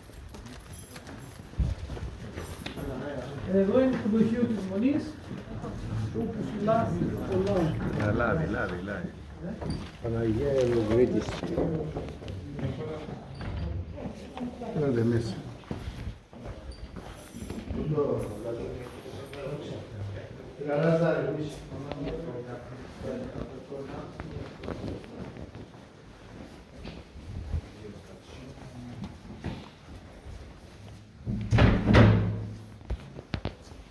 Η εικόνα κατά σειρά λέγεται Ελεοβρίτισσα, είναι μία μικρούλα εικόνα, είναι αυτή που είναι στη μέση, να ξέρετε, η παλιά εικόνα του 14ου αιώνα. Το υπόλοιπο του πουκαμίσου έχει γίνει πιο πρόσφατα, το 2004, που σχετίζονται με τους Αγίους που έχουν σχέση με το θαύμα που έχει γίνει. Και μάλιστα όταν ο Άγιος Γεννάδιος, που ήταν το χιάρις εδώ της Μονής, πήγε στον ηγούμενο και του είπε ότι το λάδι μας δυστυχώς δεν φτάνει από τις ανάγκες που έχουμε, αν είναι ευλογημένο να δώσουμε λάδι μόνο για τα κανδύλια της Εκκλησίας. Το ευλόγησε ο ηγούμενος, άρχισε να δώσει λάδι μόνο για τα κανδύλια της Εκκλησίας και ο τραπεζάρης και ο μάγειρας άρχισαν να παρακολουθούν και να πάνε στον ηγούμενο, πέρσι να μας δώσει λάδι. Το χρειαζόμαστε το φαγητό, δεν γίνεται, δεν μπορούμε να ζήσουμε έτσι. Και τους κάλεσε. Τον κάλεσε δηλαδή τον Μέσο Γεννάδιο ο ηγούμενος και του είπε: Πάτερ Γεννάδιο, να έχεις την ελπίδα σου στην πρώην της κυρίας Θεοδόκου, δώσε αφιδώς λάδι στη Μονή, μην ανησυχείς και η Παναγία δεν θα μας αφήσει. Και πράγματι, σε ένα πρωινό που ήλθε εδώ ο Σιος Γεννάδιος, τον άνοιξε αυτή την πόρτα του δοχείου, τι να δει όλα τα πιθάρια που ήταν εκεί, αυτές τις μαρμάρινες στέρνες, έχει και άλλα πιθάρια εκεί, ένα λίγο κιλομένο και δεν έχω. Φαίνεται λίγο από εδώ, από την χαράδρα αυτή που έχει εδώ, έχει κάτι το ένα αριθμό. Και φαίνεται ένα πιθάρι πύληνο και έχει και άλλα πολλά μέσα. Όλα αυτά είχαν γεμίσει με λάδι και μάλιστα ήταν τόσο πολύ το λάδι που ξεχύριζε και είχε φτάσει μέχρι και στην πόρτα του δοχείου. Και από την εικόνα της Παναγία έβγαινε μια ευχάριστη και έντονη ευωδία σαν ένδειξη του θαύματος που είχε κάνει η Παναγία. Γι' αυτόν τον λόγο οι πατέρες στη συνέχεια ονόμασαν αυτή την εικόνα Ελεοβρίτισσα, διότι έβρισε έλεος. Αλλά αυτό το θαύμα δεν είχε γίνει μόνο τον 14ο αιώνα, είχε γίνει και άλλες χρονίες και μάλιστα και στις ημέρες μας. Τα προλάβαμε και τα ζήσαμε. Το τέλος του 2008, αρχές του 2009, όταν ξεκίνησε, ξέσπασε εκείνο το πειρασμός κατά της Μονής, με τις ανταλλαγές της Λίμνης, Βιστονίδας, αν έχετε ακούσει με την προφυλάκηση του γέροντα και τα ξέρετε. Λοιπόν, μας πάγουσαν τους λογαριασμούς κτλ. Η Μονή ήρθε σε μια δυσκολία. Θα ερχόταν και η πανήγυρη της Μονής του Ευαγγελισμού, 25 Μαρτίου. Λοιπόν, εμείς χρειαζόμαστε μόνο για την εκκλησία παρεκκλήσια εντός και εκτός της Μονής, που είναι 40 παρεκκλήσια, κάθε χρόνο 2 τόνους λάδι. Αν βάλουμε και τα μαγειρία και τους εργάτες, 200 εργάτες και ευλογίες και πατέρες και τόσα άλλα χίλια πράγματα, μπορούμε να φτάσουμε και 12, 13, 15 τόνους κάθε το χρόνο. Λοιπόν, λάδι. Ο πατήρ Ιωσήφο, το ξέρετε μάλλον περισσότερο, ο Κύπριος, έτσι, ναι, που είναι ο Ιωσήφο ο εκκλησιαστικός, που είναι ζωή, είναι από την Κύπρο. Διακονητής εδώ, παίρνει λάδι, έδινε από εδώ, έδινε από εκεί, κοιτούσε, καλά, λάδι να βάζω μέσα, δεν έχω που να βρω. Παίρνω, κατεβαίνει αυτή η στάθμη, τι γίνεται εδώ πέρα. Του λέει του γέροντα, παίρνω λάδι, κάτι παράξενο γίνεται. Του λέει γέροντα, βάλε σημάδι με το μαρκαδόρο εκεί μέσα και να την εξαγεί. 8 μήνες εκεί το κράτος, η Παναγία συνέχεια. Έφεραν τόνι λάδι, εκεί, η Παναγία εκεί συνέχεια. Δεν έφτασε αυτό. Λοιπόν, όταν χρειαζόμασταν ψάρια και δεν είχαμε τα χρήματα να πάμε να αγοράσουμε τα ψάρια που χρειαζόμαστε για την πανήγυρη του Ευαγγελισμού, πήγαν οι πατέρες με βαρκούλα που είχαμε τότε, μια μικρή βαρκούλα, τώρα έχουμε μια λίγο πιο μεγάλη. Πήγαν για ψάρεμα, με τα δίχτυα, τα πρόχειρα που ήταν. Σε 2 μέρες πιάσανε 3,5 τόνους ψάρια. Και όχι στο πέλαγος, εδώ στο λιμάνι τα έφερε η Παναγία, κοπάδι ολόκληρο. Είχαμε ψάρια στην πανήγυρη, δώσαμε σε όλο το Άγιο ψάρια. Ελάτε και πάρτε ψάρια. Και ο γέροντας είπε πραγματικά σε αυτή την περίοδο μέχρι και σήμερα, όσο πολέμησαν το μοναστήρι της, όχι εμάς, το μοναστήρι της Παναγίας, είδαμε τόσο προκλητικά την ευλογία της Παναγίας. Και δεν μας άφησε ούτε μία στιγμή. Ούτε μία στιγμή. Ναι. Το αρχικό θαύμα, ποια χρονολογία έγινε? Το 14ο αιώνα. Και έμεινε τέλος, αφού είμαστε εδώ, το πούμε, και όταν θα βγείτε έξω από τη Μονή και θα κάνετε βόλτα και θα κάνετε, θα δείτε και την εικόνα πάνω από την πύλη, είναι η πυροβολητήσα, είναι η τελευταία εικόνα. Αυτή την πυροβόληση το 1822, ένας Τούρκος στρατιώτης. Μια ομάδα Τούρκων οπλιτών είχε φτάσει στη Μονή και πριν να μπουν μέσα στη Μονή, ένας από αυτούς, βλέποντας την εικόνα της Παναγίας πάνω από την πύλη, ήθελε να την ατιμήσει και την πυροβόληση στο δεξί χέρι, με αποτέλεσμα να χάσει αμέσως τα λογικά του και να κατεβεί λίγο πιο κάτω από την πύλη, να ανέβει πάνω στη μια ελιά και να κρεμαστεί από μόνος του. Και βλέποντας οι άλλοι Τούρκοι στρατιώτες σε αυτήν την θεία τιμωρία, φοβήθηκαν πάρα πολύ, δεν τολμήσαν να μπουν μέσα στη Μονή, να κάνουν κανένα κακό στους πατέρες και έφυγαν αμέσως από το Άγιον Όρος. Λίγο αργότερα, όταν πληροφορήθηκε Ο αρχηγός του αποσπάσματος, που ήταν ο θείος αυτού του στρατιώτη που είχε κάνει αυτήν την ρωσιλία όταν πληροφορήθηκε για την πράξη του, έδωσε διαταγή να μην τον θάψουν, λέγοντας: αφήστε τον άταφο σαν ένα κακούργο, διότι δεν έπρεπε να μπλεχθεί με τα θεία. Φαίνεται ότι αυτός ο θείος του θα είχε λίγη ευλάβεια, λίγη πίστη, κάτι θα είχε. Τον άφησαν έτσι αυτόν. Και έτσι με αυτόν τον τρόπο η Παναγία επέτρεψε αυτός να πυροβολήσει την εικόνα της και να σωθεί η μονή. Οι άλλοι να μην τονίσουν να κάνουν τίποτα και να φύγουν αμέσως από τον Άγιο Νόρος. Πολλές φορές όντως είχε επέμβει η Παναγία και έσωσε το μοναστήρι της. Και τώρα βέβαια έχουμε σχεδόν 2 μήνες που έχουμε σεισμούς. Και αυτά είναι βουνάκια για όλους μας. Και ο Γέροντας διάβασε στον Άγιο Σημείο τον Θαυμαστορίτη ότι αν θα κάνετε 3 λιτανίες θα βοηθήσουν πολύ να σταματήσει. Και κάναμε και την 3η λιτανία τώρα από την Τετάρτη, πριν να φύγει ο Γέροντας έξω. Κάναμε την 3η λιτανία και ελπίζουμε η Παναγία να μην αφήσει το μαλά. Ξέρετε, πονηθήκαμε καλά εδώ, 2 μήνες συνέχεια. Πόσο ήταν πιο μεγάλος? 4,6, 4,7, κάπου εκεί. Δεν ξέρω τώρα, είναι μια πρώτη φορά.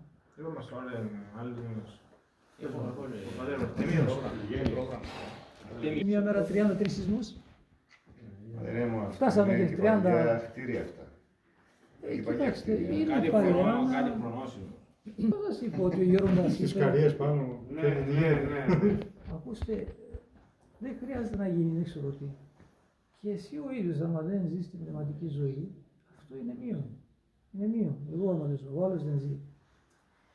Τότε οπωσδήποτε μειώνεται το επίπεδο. Διότι θα σας πω ένα πράγμα που το βρήκαμε στο αρχείο, και μάλιστα μεταφράστηκε ήταν στο ρωσικό αρχείο που το είχαμε, ένας μοναχός Παρθένιος, Ουκρανός στην καταγωγή του. Αυτός έκανε έτσι, ας πούμε, διάφορες περιοδίες και πήγαινε Ρωσόλυμα, Κωνσταντινούπολη, Άγιον Όρος, ίσως και Κύπρο είχε πάει. Και πάντοτε έψαχνε τους ευλαβείς και τους Αγίους ανθρώπους. Κατέγραφε. Και όταν έφτασε στο Βατοπέδι και κάτσε εδώ μια περίοδος, μάλιστα πρόλαβε μοναχούς που ήταν εν ζωή και είπα ένα φοβερό θαύμα που έγινε του Ευαγγελισμού, στην πανήγυρη του Ευαγγελισμού. Λέει στην ώρα της Αγρυπνίας, ένα παιδί αρπάχθηκε στον αέρα και το σήκωσε πάνω και έμεινε εκεί. Σταμάτησε η Αγρυπνία και τον κοιτούσαν όλοι. Τι γίνεται με αυτό το παιδί? Και κρατιόταν εκεί πέρα, στον αέρα. Και περίμεναν, ξαφνικά πέφτει κάτω σαν νεκρός και μετά από λίγη ώρα σηκώνεται και λέει: ανοίξτε καλά, πατέρες και αδελφοί, τα αυτιά σας, τι μου είχε πει η Παναγία να σας πω, να σας μεταφέρω. Και άρχισε να πει, και άρχισε να ζει με αμέλεια. Και δεν αναπάρετε την Παναγία. Και τα είπε όλα εκεί. Και αν δεν διορθωθείτε, μεγάλη τιμωρία θα έρθει πάνω σας. Και πάλι έκλειναν, άλλοι ας πούμε έφευγαν αδιάφοροι. Και μετά από λίγο ήρθε η είδηση ότι ο Σουλτάνος έστειλε στρατό, πολύ μεγάλο στρατό φοβερό, να κατακτήσει και να καταστρέψει το Άγιον Όρος. Και ήταν δεκάδες, χιλιάδες τότε περίπου, 30-40 μοναχοί στο Άγιον Όρος. Όταν άκουσαν ότι έρχεται ο Σουλτάνος και στρατός και τα λοιπά, άρχισαν όλοι να τρέξουν να φύγουν, πού να γλιτώσουν. Και από αυτούς έμειναν περίπου 2.000. Και μετά, όταν έμειναν τόσοι λίγοι, να δείτε πώς δούλευε η Παναγία. Μαλακώθηκε, λέει, η καρδιά του Σουλτάνου και έδωσε διαταγή: μην αγγίξετε το Άγιον Όρος, μόνο το φυλάγιο. Και δεν πειράξαν το Άγιον Όρος, και έτσι η Παναγία καθάρισε τη ζωή όλη της με αυτόν τον τρόπο και κράτησε. Γι' αυτό και σήμερα, όπως είπατε, αν εμείς δεν προσέξουμε και δεν ζούμε προς τούτο, η Παναγία πάλι δίνει κάποια κουδουνά και ξυπνήστε, προσέξτε λίγο, διότι πρέπει να διορθώσετε κάποια πράγματα. Και είναι και τα άλλα. Τόσοι προσκύνες έρχονται στο Άγιον Όρος, τόσα κινητά. Νομίζετε ότι όλοι κοιτάζουν στα κινητά μόνο τα καλά? Τέλος πάντων, να μην πω τώρα τι ακούσαμε και τι κοσμική να μαρτάνε στο Άγιον Όρος. Τι άλλο θα είπα. Οι εργάτες της καρδιάς μεθυσμένοι. Τους έχουμε βρει τύχη να απομπήρες, να μην μεθάνε.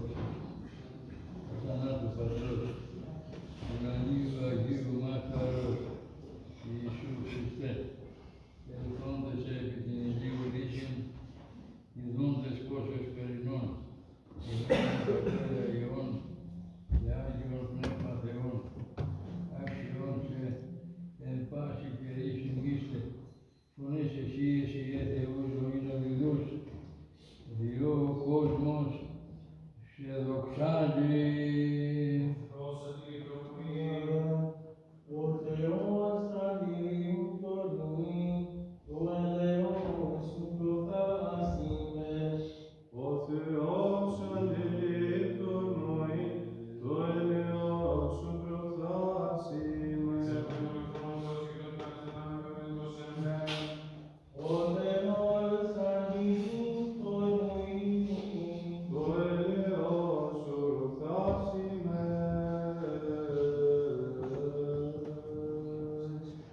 Καταξίωσον Κύριε Έντιες Παιδατάρτη, αναμαρτήτως φυλακτήνε ημάς, ευλογητός Κύριε ο Θεός των Πατέρων ημών, και ενετών και δεδοξασμένων το όνομά Σου, εις τους αιώνας αμήν.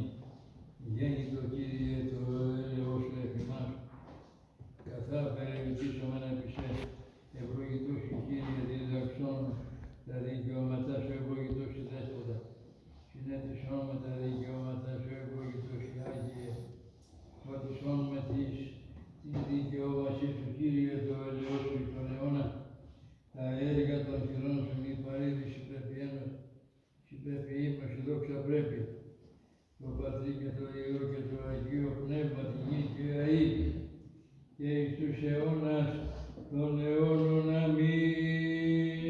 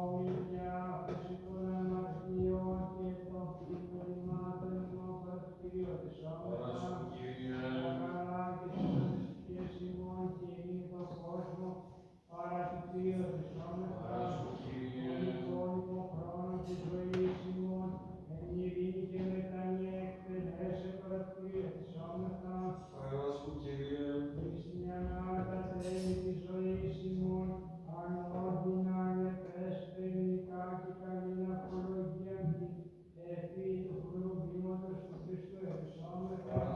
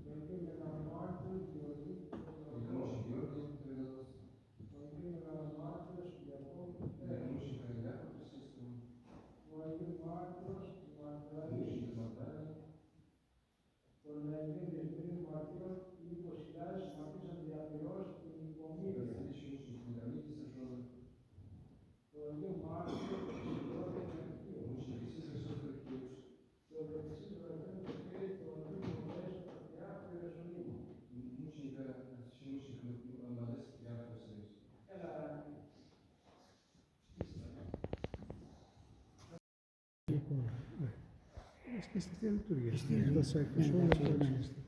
Αυτό είναι το 960, 1000 χρόνια.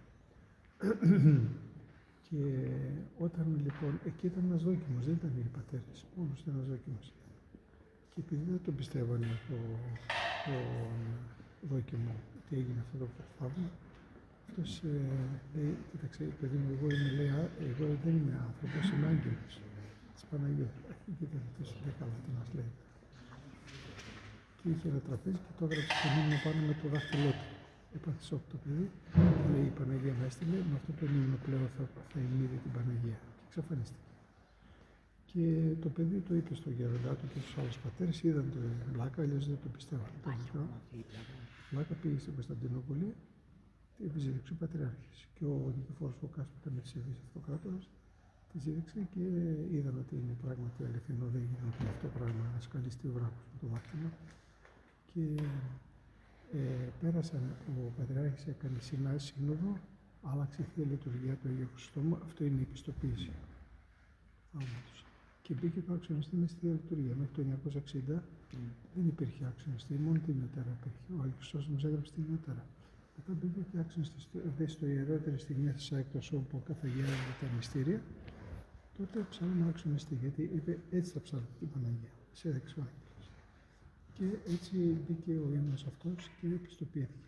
Ο δε Νικηφόρος Φωκάς, ο αυτοκρατόρας της Ευσεβής και αυτός, είχε θείο τον Άγιο Αθανάσιο, και μετέπειτα Άγιο Αθανάσιο Αθωνίου που έκανε τη Λαύρα. Ναι, ναι. Έστω χρήματα, κάνει μια εκκλησία, βάλει την εικόνα μέσα, και κάνει και ένα μοναστήρι εκεί λίγο κοντά στον πόντο, για να υμνήσουμε την Παναγία, να μας έχει ευλογία, την ευλογία της Παναγίας. Και έτσι έγινε το πρωτάτο, γι' αυτό λέγεται πρωτάτο ο ναός. Είναι ο πρώτος ναός που έγινε. Πριν τα μοναστήρια. Μετά έκανε τη Λαύρα. Άρα στην ουσία αυτό είναι το πρώτο. Αυτό. Είναι γι' αυτό έτσι. Και γι' αυτό και είναι όλα τα μοναστήρια. Δεν ανοίξει κανένα μοναστήρι πριν τα μοναστήρια. Αυτό, η πρώτη εικόνα είναι ο Άγιος Αθανάσιος, η Λαύρα. Εκεί μέχρι τα 10 παιδεία. 10 από εκεί και 10 από εκεί. Η δεύτερη εικόνα είναι το Βατοπεδίο. Μετά, με τη σειρά. Η τρίτη εικόνα είναι το Χιλιαδάρι, όχι, η Βύρον, η Γεωργιανή. Ο Γεωργιανός βασιλιάς έκανε την Ιβύρο. Μετά ο Σέρβος βασιλιάς έκανε το Χιλιαδάρι. Τα είναι τέταρτο Χιλιαδάριο. Και ούτω καθεξής. Έγιναν τα μοναστήρια. Ο Βούλγαρος έκανε το Ζωγράφ, ο Ρώσος έκανε τον Παντελού, ο Ρώνης έκανε στην Κολιτσού, υπήρχε ένα μοναστήρι ρωμαϊκό, το οποίο τώρα μετά το σχέσμα γεννήθηκε. Και έτσι χτίστηκε το Ιβύρο. Γύρω-γύρω από την Παναγία. Βέβαια η Παναγία έκτοτε η εικόνα. Ερχόμαστε τώρα στην εικόνα, όχι στο ναό. Κάνει θαύματα και εδώ που είμαι εγώ, ας πούμε, έχουν πει πολλές φορές άνθρωποι με καρκίνο, δεν μπορώ να κάνω παιδιά, βοηθάει η Παναγία. Και κάνω παιδιά, αλλά αφού ξεμονωθούν, αφού αλλάξουν ζωή. Ήταν εδώ ένας που έκανε εκτρώσεις, ήταν γιατρός γυναικολόγος, δεν μπορούσε να κάνει παιδιά, αλλά έκανε εκτρώσεις όμως. Ήταν στο δούλευο άνθρωπος. Και του είπαν οι πατέρες, μετανόησε, έφυγε, άλλαξε πόστο και έκανε αμέσως παιδί. Τώρα στο παιδί. Ενώ είχε χρησιμοποιήσει κάθε μέσο. Ήταν καθηγητής γυναικολογίας. Και έκανε παιδί αμέσως, ναι. Και άλλες περιπτώσεις έτσι, το καρκίνο και τέτοια. Και στον πόδι του είχαμε φίλο που ήταν τα χάλια που ήταν. Μόλις πήρε λαδάκι, πήρε εγώ το λαδάκι. Το έβαλε νοσοκόμα, ήταν σαν διαστημόπλοιο, σαν σκάφανδρα. Πήγε και το έδωσε, λέω πάω να το δώσω εγώ και πας μέσα, λέει αμβουλία στο σκάφανδρα, κολλήσει αμέσως. Και πήγε το έδωσε, λέει και γύρισε κλαμμένη πριν, δεν έκλαιγε. Οπότε μόλις, επειδή είχαμε στα μηχανήματα, μόλις τον άλυψα, λέει, άρχισε να ανεβαίνουν το οξυγόνο. Μιλάμε σε λεπτά, μέσα σε λίγα λεπτά ανέβηκε. Τη σταύρωσε τις ώρες. Και σε μια εβδομάδα βγήκε ο φίλος μου. Κάνει θάματα η Παναγία, αλλά να είμαστε μετανοημένοι, να είμαστε εξομολογημένοι. Αυτός δεν εξομολογούνταν, άρχισε να εξομολογείται. Άλλαξε η ζωή σου για κάποιον. Ναι. Δεν έχει πασκούρα, βλέπει το δρεπάνι να τον μπορεί. Η εικόνα του Αγίου Νικολάου, η οποία εξαιτίας μιας περιπέτειας που είχε, της βγήκε και ένα παρατσούκλι στριδάς. Η παράδοση λέει ότι είχαν έρθει πειρατές, πήραν ό,τι πήραν, την εικόνα τη χτυπήσανε, φαίνεται που είναι χτυπημένη και φεύγοντας λέει την πετάξανε στη θάλασσα. Και μετά από κάμποσα χρόνια οι μοναχοί ψαρεύοντας την βγάλανε στο δίχτυ του ψαρεύματος με ένα στρίδι κολλημένο πάνω στην εικόνα και ξεκολλώντας το στρίδι είδαν να βγαίνει αίμα. Επίσης έχουμε τοιχογραφίες του 1546 ενός περίφημου αγιογράφου της εποχής, του Θεοφάνη του Κρητός, του Κρητικού, το οποίο τα έργα είναι φημισμένα. Θα τα δείτε αυτά εσείς που θα μείνετε εδώ στις ακολουθίες. Σας λέω το πρόγραμμα. Το σπερινό σήμερα του Σαββάτου αρχίζει στις 4, θα κρατήσει περίπου 1 ώρα, μετά θα βγάλουμε τα Άγια Λείψανα, θα ανεβούμε στην τράπεζα, θα κατεβούμε, έχει ένα διάλειμμα μισή ώρα 40 λεπτά και μετά είναι το απόδειπνο με τους χαιρετισμούς, το οποίο κρατάει περίπου μισή ωρίτσα. Αύριο, Κυριακή, η ακολουθία αρχίζει στις 2.30 το βράδυ, τη νύχτα. Υπολογίστε 5,5 ώρες. Αλλάζει και η ώρα σήμερα. Σήμερα το βράδυ αλλάζει η ώρα. Αλλάζει η ώρα. Σήμερα αλλάζει. Τελευταία Κυριακή. Είσαι σίγουρος? Στις 4 γίνεται 3. Μήπως αύριο, τελευταία Κυριακή του μήνα. Όχι, Σάββατο. Είσαι σίγουρος? 100%. Κυριακή είναι. Μήπως Κυριακή προς Δευτέρα εγώ ξέρω. Πάλι Σάββατο. Όχι ρε, πάλι Σάββατο. Σάββατο προς Κυριακή. Είναι ακόμη η παλιά ώρα. Τώρα έχουμε... Ακούστε, Κάνε μόλις μια πάει μισή. 4 η ώρα, 4. εκεί την ώρα πρέπει να γυρίσουμε τα ρολόγια να το κάνουμε 3. Ωραία. Α, δεν μας πειράζει, 2,5 θα είναι ίδια για Δεν όλους. ξέρω πώς θα σας το πω. Μισή ώρα παραμένει. Το 2,5 παραμένει. Εμείς γιατί εμείς πάμε με το Βυζαντινό. Ναι. Εμείς δεν πάμε με το κοσμικό. Το κοσμικό το έχουμε υπόψη μας για να σας λέμε εσάς την ώρα. Και τα καράβια Για και... μας δεν έχει, αυτή τη στιγμή δεν έχει καμία αλλαγή. Παραμένουμε στην ίδια ώρα. Είναι, με το Βυζαντινό εμείς ξεκινάμε 8 η ώρα. Οπότε 2,5 ώρα Πείτε ότι δεν άλλαζε, πότε θα τελειώνει. με το 5,5 ώρες. Οπότε τελειώνουμε χωρίς την αλλαγή 8 η ώρα. 8. Το οποίο θα είναι 7. Εντάξει, μια χαρά. 7 η ώρα λοιπόν τελειώνουμε, πάμε στην τράπεζα, λίγο ασυνήθιστο, και μετά 7,5 είστε έτοιμοι. 8 θα έρθει το πουλμανάκι και φύγαμε. Πέστε, ήδη το έχετε κλείσει 8. Έχουμε κλείσει ήδη. Γιατί τι θέλετε να το κάνουμε 8 και 4. Όχι, πολύ καλά, εντάξει. Απλώς να μην αγχωθείτε εσείς. Μια καλά. Αφού λέτε ότι 8,5 με την παλιά, 7,5 με την καινούργια. Ματάκι, αν θέλει κανείς κάτι. Άρα η Θεία Λειτουργία περίπου ξεκινάει κατά Στη Θεία Λειτουργία θα μπούμε κατά τις 5 με την καινούργια ώρα. Ναι. Α, με την καινούργια 5. 6 δηλαδή με την παλιά. Ναι. Θα σας δώσω δωμάτιο, δεν έχει ρεύμα, έχει στο διάδρομο πολύ μπριζό για να φορτίσετε τα κινητά σας μέχρι τις 5. Μετά πέφτει η γεννήτρια, εδώ δεν έχουμε ΔΕΗ. Έχει μπάνιο, έχει ντουζιέρα, το νερό είναι πόσιμο από τις βρύσες και αν κάποιος θέλει εξομολόγηση μας το λέει και το οργανώνουμε. Αυτά είναι οι γενικές ιστορίες και πάλι καλώς ήρθατε. Να ρωτήσω κάτι. Ναι. Εμείς εξομολογηθήκαμε στο Βατοπέδι. Κοινωνήσαμε σήμερα στη Φιλοθέο που ήμασταν. Μια χαρά. Μπορούμε είστε. να ξανακοινωνήσουμε και αύριο ή όχι. Μπορείτε αν δεν υπάρχει πρόβλημα, αλλά απλώς θα πρέπει να το ξέρω για να πω για το απόγευμα να βάλουν νηστίσιμο σε αυτούς που θέλουν να κοινωνήσουν. Ναι, αλλά εμείς φάγαμε το πρωί στη Φιλοθέο. Ναι. Στη Φιλοθέο φάγαμε ψάρι. Δεν υπάρχει κανένα Μετά την πρόβλημα. Θεία Κοινωνία. Το Σάββατο δεν νηστεύουμε, Είναι καταλύσιμο. εκτός από το είναι καταλύσιμη ημέρα. Εμείς δηλαδή στο Άγιον Όρος τι κάνουμε. Το πρωί τρώμε κανονικά, Ναι. αλλά το βράδυ νηστίσιμο. Μετά τι ώρα, από ποια ώρα. Και ο πνευματικός με τα ίδια, έτσι. Μετά τις 6 Αγιορείτικο, δηλαδή από το μεσημέρι και μετά, 1 η ώρα και μετά, έτσι, με το κοσμικό. Όχι λάδι μετά τις 6, έτσι. Κανονικά όχι, αυτό είναι θέμα πνευματικού, γιατί μπορεί κάποιος να έχει κάποια ασθένεια, να επιτρέπεται το λάδι, να εργάζεται βαριά, δεν ξέρω. Συνήθως όχι λάδι, αλλά είναι προσωπικό αυτό το θέμα. Δηλαδή εμείς θα βάλουμε φρούτο, ψωμί, ελιές, ταχίνι, κάτι τέτοια. Ένεκα των τελευταίων εξελίξεων που τρέχει ο Πατριάρχης, ο Οικουμενιστής Πατριάρχης, εκεί με τους άλλους παρατρεχάμενους και τους συνδέσμους που έχει, τους πολιτικούς, τα κέντρα εξουσιών, βλέπετε πώς κινούνται και ανάδελφα να πάρει ευχή. Δηλαδή βλέπετε μέχρι πριν 2-3 χρόνια, 3 χρόνια, είχαν στα δίπτυχά τους, ακόμα και εδώ η Εκκλησία της Ελλάδος. Εγώ θα ντρεπόμουν, ειλικρινά, απορώ πώς δεν ντρέπονται. Αλλά δεν τρέπεσαι. Δεν τρέπεσαι. Ή εκεί στο Πατριαρχείο Αλεξανδρίας, δεν τρέπεστε. Είχαν τον Ονούφριο στα δίκτυα ως επικεφαλής της Ουκρανικής Εκκλησίας. Και τώρα φτάσαμε στο κατάδυμα να τον έχουν διαγράψει με ένα χ οι αδελφοί, άσε τους πολιτικούς κάνεις, αδελφοί βρε. Τον μνημονεύατε ως επίσκοπο πάσης Ουκρανίας.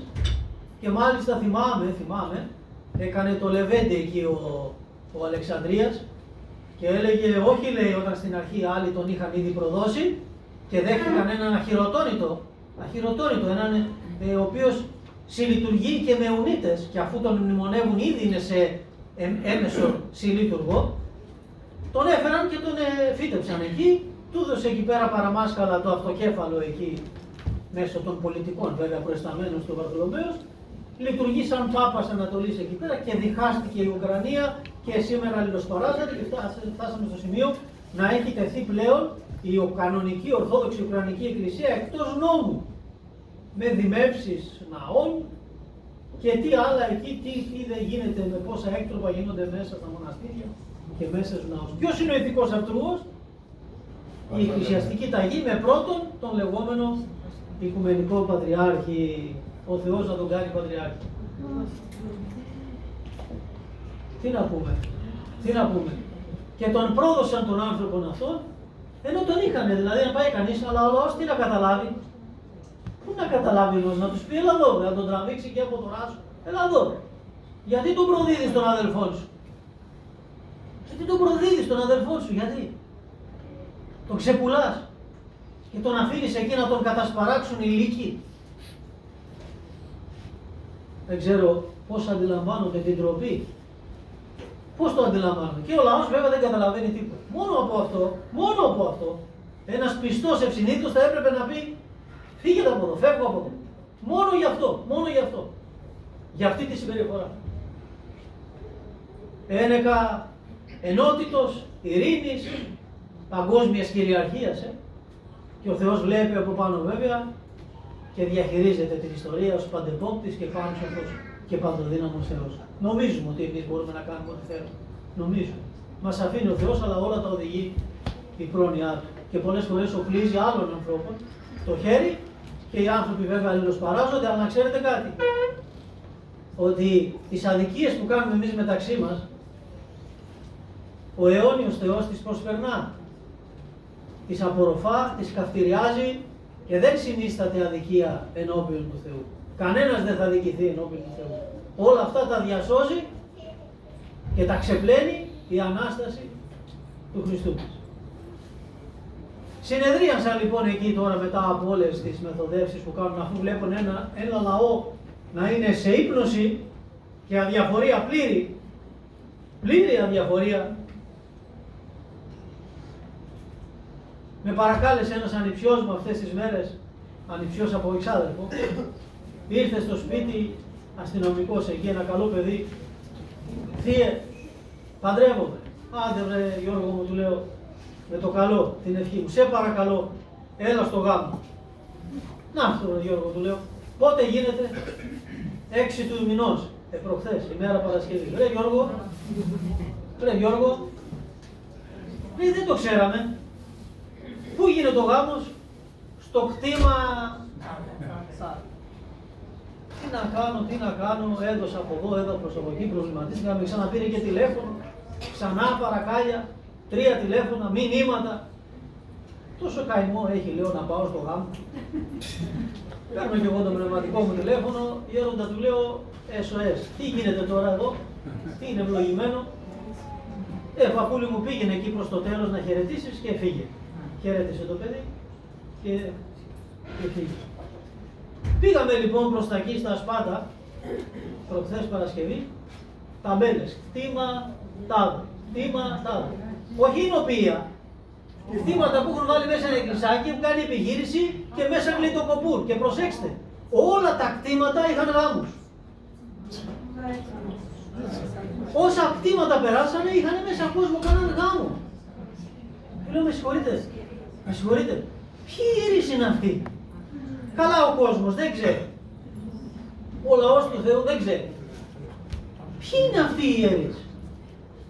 Πήγαμε κι εμείς εκεί, ήταν ένας αρχιμανδρίτης ιερομόναχος 30 ετών. Νέο παιδί. Παιδί. Πάνε στη σχολή, στις θεολογικές σχολές, σπουδάζουν τα παιδιά, τους δίνουν προοπτική καριέρας, τους δίνουν ένα σταυρό εκεί, οφήκιο αρχιμανδρίτου. Έχασε και αυτό το χρώμα του. Τι ήταν ο αρχιμανδρίτης, τι είναι ο αρχιμανδρίτης? Ο αρχιμανδρίτης είναι, όπως το λέει η λέξη, αρχηγός της Μάνδρας. Ήταν ο σύνδεσμος των μοναστηριών, έπαιρνε οφήκιο δηλαδή, διακονία. Και ξεχώριζε με αυτόν τον σταυρό ότι είναι ο αρχιμανδρίτης ο οποίος έφερνε τις πληροφορίες και τα προβλήματα από τα μοναστήρια, τις οικίες μονές, στην επισκοπή. Αυτός είναι ο αρχιμανδρίτης. Ο πιο έμπειρος, ο πιο από τους παλαιότερους που μπορεί να βγει έξω. Γιατί οι αρχιμανδρίτες, οι ιερομόναχοι, και ακόμα και οι αρχιμανδρίτες, δεν λειτουργούν έξω στον κόσμο κανονικά. Γιατί είναι άγαμοι. Έξω η εκκλησία έχει έγκαμο κλήρο. Τι κάνουν τώρα αυτοί? Τελειώνουν από τις σχολές, αυτός ονειρεύεται, όχι ο συγκεκριμένος, δεν ξέρω το παιδί, λέω ο Χ αυτός, ο τρίτος, ο τάδε, γενικά, ονειρεύεται ότι κάποια στιγμή θα πάρει και ράβδο, θα γίνει επίσκοπος. Πολλοί προβάλλουν τα γερατικά τους άμφια. Να δουν αν τους πάνε. Καταλαβαίνετε γιατί η εκκλησιαστική παιδεία μιλάμε. Λοιπόν, τους γράφουν σε ένα μοναστήρι μετά, παιδιά, τελειώσαν το πανεπιστήμιο, τις θεολογικές σχολές. Καλό είναι να τις σπουδάσεις, αλλά την πίστη την έκανες σε εργαλείο δικό σου και την έβαλες μέσα στην ακαδημαϊκή φιλοσοφία, την έχασες, την αλλίωσες. Αν τα πάρεις αυτά ως γνώση και τα φέρεις μέσα στην πίστη και δεις πώς δουλεύουνε, είναι πολύ πολύτιμα και χρήσιμα εργαλεία. Πού μένουν τα παιδιά αυτά? Τα γράφουν σε ένα μοναστήρι, ποτέ δεν πάτησαν το πόδι του στο μοναστήρι, ίσως εμείς ή εσείς να έχετε πάει περισσότερο σαν προσκυνητές. Τους δίνει και ένα κομποσκήνι, θυμάμαι χαρακτηριστικά, έγινε η χειροτονία ενός αρχιερέως, ήταν ο πατέρας μας εκεί μάρτυρας, όταν ακόμα ήταν και με το νέο, αλλά ο πατέρας μας ήταν ηγούμενος στο μοναστήρι, ήξερε τα μοναχικά, τα καλοκαιρικά. Ρωτάει ένας που είχαν δώσει ένα κομποσκήνι του αρχιερέα, ένα κομποσκήνι. Γέροντα, το ρωτάει ένα παιδί, τι είναι αυτό? Δεν ξέρω, τώρα μου το δώσαμε, χειροτονήθηκα. Ο αρχιερέας δεν ήξερε τι το κομποσκήνι. Το παιδί αυτό μένει στο σπίτι του με τη μάνα του, τον πατέρα του. Τον στέλνουνε μετά σε μια ενορία που μπορεί να έχει ξεμείνει κανένας έγκαμος και τον κάνουν προϊστάμενο. Το παιδαρέλι το κάνουν προϊστάμενο. Σίγουρα υπάρχουν και εξαιρέσεις, δεν το γενικεύω.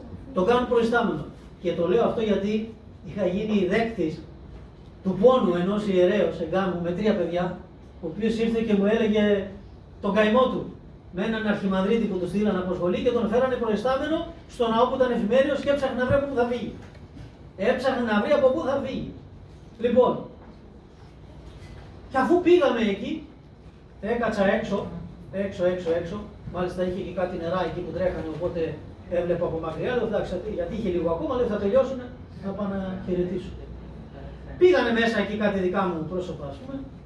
Τι συνέβη, την ώρα του γάμου, ο γάμος όπως γινόταν εκεί, λένε τα παιδιά, άσχετα παιδιά, του λένε του αρχιμανδρίτη, του ιερομόναχου, να του πατήσω το πόδι. Λέει να το πατήσεις, ναι. Έχω μάρτυρες για αυτά, να το πατήσεις. Εγώ έξω δεν τα βλέπω, αυτά μου τα έφερα. Και αφού λέει δεν γίνει να φοβείτε τον άντρα, σταματάει ο ιερέας, δεν ξεκινάει τίποτα, λέει εντάξει το πάτησες. Είναι για κλάματα, είναι προσβολή του μυστηρίου. Σε ζευγάρια που καμιά φορά δεν θυμάμαι αν τους το είχα πει, εκείνη την ώρα τους λέω, μην τολμήσετε, λέω να θα διακόψω το μυστήριο. Θα διακόψω το μυστήριο και ελάτε να με βρείτε, θα φύγω. Γιατί είναι τελείως αυτό ασεβές. Γιατί σημαίνει ότι δεν ξέρεις τι σου γίνεται εκείνη την ώρα. Και καλά τα παιδιά δεν ήξεραν. Βρε πάτερ μου, ποιος θα καταρτήσει λοιπόν το λαό? Ένα λαό που κοιμάται. Γιατί οι ιερείς εκεί θα έπρεπε να πούν στο λαό, όχι καταρχήν γάμος Παρασκευή. Και όχι γάμος σε κτήμα. Πάτε μετά στην πλαγιά, πάτε στη θάλασσα, κρεμαστείτε από τα δέντρα, κάντε ό,τι θέλετε, ο γάμος στην ενορία σας για να συνεορτάσετε με αυτούς που αγωνίζεστε μαζί για τη σωτηρία σας. Αφήστε τους παρατρεχάμενους που έρχονται για να γλεντήσουν. Ο γάμος είναι ενοριακό μυστήριο, πρέπει να γίνει στην εκκλησία σου. Εκεί που αγωνίζεσαι για τη σωτηρία σου και να έχεις καλεσμένους πρώτα τους αδελφούς σου. Αυτός είναι ο ορθόδοξος γάμος και έχει την ευλογία του Θεού. Όχι όλα αυτά τα πανηγύρια. Γεμάτη λοιπόν η περιοχή. Ποιος λαός να καταλάβει τι γίνεται. Και βγαίνει προχθές στη σύνοδο του Πατριαρχείου Κωνσταντινούπολεως, αν θα τα ακούσατε και στις ειδήσεις, και τι ανακοινώνει. Εγώ θα σας διαβάσω που μου στείλε ένα email, επικοινωνήσαμε με έναν αρχιερέα, ο οποίος θα μιλήσει και δημόσια βέβαια. Θα έχουμε και τον Μητροπολίτη Κλήμη τώρα επί τη επετείο των, όχι εδώ στην Μητρόπολη πάνω, θα μιλήσει επί τη επετείο των 100 χρόνων από την δυστυχία αυτή του διχασμού της Εκκλησίας μας, της αλλαγής του εορτολογίου, και θα μιλήσει για τα θέματα αυτά και θα θίξει και αυτό το θέμα πάνω στον χώρο συνεδριάσεως του Δημαρχείου εκεί της Φυλής. Λοιπόν, και επικοινωνούμε συχνά, που στέλνει λοιπόν ο αρχιερεύς μια επιστολή, ένα σχόλιο, και ακριβώς αναφέρεται σε κάτι που μου είχε στείλει και ο Γιώργος από το μοναστήρι, σε αυτή την ανακοίνωση που κυκλοφόρησε. Εδώ θα σας διαβάσω την ανακοίνωση, μπορείτε να τη βρείτε, είναι επίσημη πλέον ανακοίνωση. Επίσημη ανακοίνωση του Πατριαρχείου που λένε κάποιοι, έλα μωρέ, το 25 θα κάνουμε μαζί Πάσχα γιατί συμπέφτει. Δεν καταλάβατε καλά, αδελφοί. Ναι, συμπέφτει, μπορεί να συμπέσει κάποια στιγμή, να το φέρει έτσι η συγκυρία. Έχει πει δημόσια ο Πατριάρχης πριν αυτή την ανακοίνωση ότι αυτό είναι αφορμή για να συνεχίσουμε να έχουμε κοινό Πάσχα. Και το κοινό Πάσχα τι είναι? Ο ενδιάμεσος για το κοινό ποτήριο, το οποίο ήδη το κοινό ποτήριο τελείται από τον Επιφάνιο στην Ουκρανία. Και αυτοί που συνορτάζουν και μνημονεύουν, και εδώ δηλαδή, στην ουσία ήδη είναι σε κοινωνία. Όχι ευθεία, έμεση. Ναι, Γιώργο. Θα φέρουν τον Πάπα στο Άγιο Όρος της Εκκλησίας. Το έχει ζητήσει ο Πάπας, απλά ο Πατριάρχης ψάχνει να βρει πώς θα το μεθοδεύσει. Θέλει να διώξουμε τους ζηλωτές. Με την ευκαιρία των 170 χρόνων της Ιωσηλικίας, σκέφτεται εκεί να φέρει τον Πάπα. Ξέρετε, δεν ξέρω τι θα επιτρέψει ο Θεός, ούτως ώστε αυτοί οι λίγοι που πραγματικά έχουν ελεύθερη συνείδηση και θέλουν να την έχουν και ήσυχοι, να τους δοθεί ευκαιρία να αποκοπούν. Πιστεύω ότι αν το επιτρέψει αυτό ο Θεός, θα το επιτρέψει, μήπως ξυπνήσουν αυτοί που δικαιολογούν τα δικαιολόγητα. Βλέπεις εδώ πέρα διάφορους ιερείς, εμβρηθείς, ιεροκήρυκες, αυτά λένε, έλα μωρέ, μην ανησυχείτε. Συγκυρία είναι, λέει, μην ακούτε τι σας λένε. Τώρα έχει κυκλοφορήσει λοιπόν ανακοίνωση της σύναξης της ιεραρχίας του θρόνου Κωνσταντινούπολεως. Είχαν μια σύναξη αυτές τις ημέρες και καταλήγουν με την ευχή. Ακούστε πως καταλήγει η ανακοίνωση της ιεραρχίας. Το 2026, όχι το 2025, να έχουν κοινό Πάσχα με τους παπικούς, κυρίως βάση δήθεν του Ορθοδόξου Πασχαλίου. Το 2025 θα υπάρξει, σχολιάζει ο αρχιερεύς που μου στέλνει το email, απλώς απροσδόκητη σύμπτωση που συμβαίνει ενίοτε, αλλά θα συνεορτάσουν στην οίκια της Βυθινίας, εξ αφορμής αυτού, με τον Πάπα παρόντα τα 1700 χρόνια από την πρώτη Οικουμενική Σύνοδο. Είναι ακριβώς 325, 2025 είναι ακριβώς 1700 χρόνια. Τα παίρνουν αυτοί τώρα και σου λέει, να βρήκαμε και μια αφορμή να απαντήσουμε για να το εξοραίσουμε αυτό το πράγμα. Λοιπόν, ετοιμάζει, μου λέει, διάφορα, τα προσπερνώ αυτά, τι εργασία ετοιμάζει και πώς θα κινηθεί περισσότερα παρακάτω. Λοιπόν, λέει, ουσιαστικά τι κάνουν, εξαπατούν το λαό τους, ότι δήθεν θα εφαρμόσουν ορθόδοξο Πάσχα, όπως έκαναν και με το νέο ημερολόγιο που το θεωρούν ως δήθεν ορθόδοξη διόρθωση του λάθους του παλαιού. Έτσι ακριβώς θα κάνουν και τώρα. Βάσει των επιστημονικών δεδομένων που πιθανόν θα αποδεχτούν και οι παπικοί, θα κάνουν το ίδιο πράγμα. Άλλωστε, έτοιμους πίνακες, προσέξτε, διορθωμένου Πασχαλίου, κάτι που δεν το γνώριζα, βάσει του διορθωμένου Ιουλιανού ημερολογίου διαθέτουν από τη δεκαετία του 20. Ήδη υπάρχουν πίνακες έτοιμοι που έχουν διορθωμένο το Πασχάλιο. Εδώ δηλαδή και έναν αιώνα, όπως είχαν αποδεχθεί επιμελετίου Μεταξάκη στο δίθεν πανορθόδοξο συνέδριό τους το 1923 με αλλαγή όχι μόνο του ημερολογίου, αλλά και του Πασχαλίου. Τότε όμως δεν ήταν ακόμα δυνατόν να τα εφαρμόσουν όλα μαζί. Ήδη έγινε επανάσταση με το ημερολόγιο. Σου λέει τι θα γίνει. Δεν ήταν δυνατόν. Ξεκίνησα με το ημερολόγιο. Τώρα όμως, έναν αιώνα μετά, ήρθε ο καιρός για να προχωρήσουν στη συνέχεια. Εφόσον άλλωστε δια του οικουμενισμού προετοίμασαν το έδαφος καταλήλως έναντι των ετεροδόξων. Δηλαδή, ήδη είναι σε μια καλή σχέση με τους ετερόδοξους.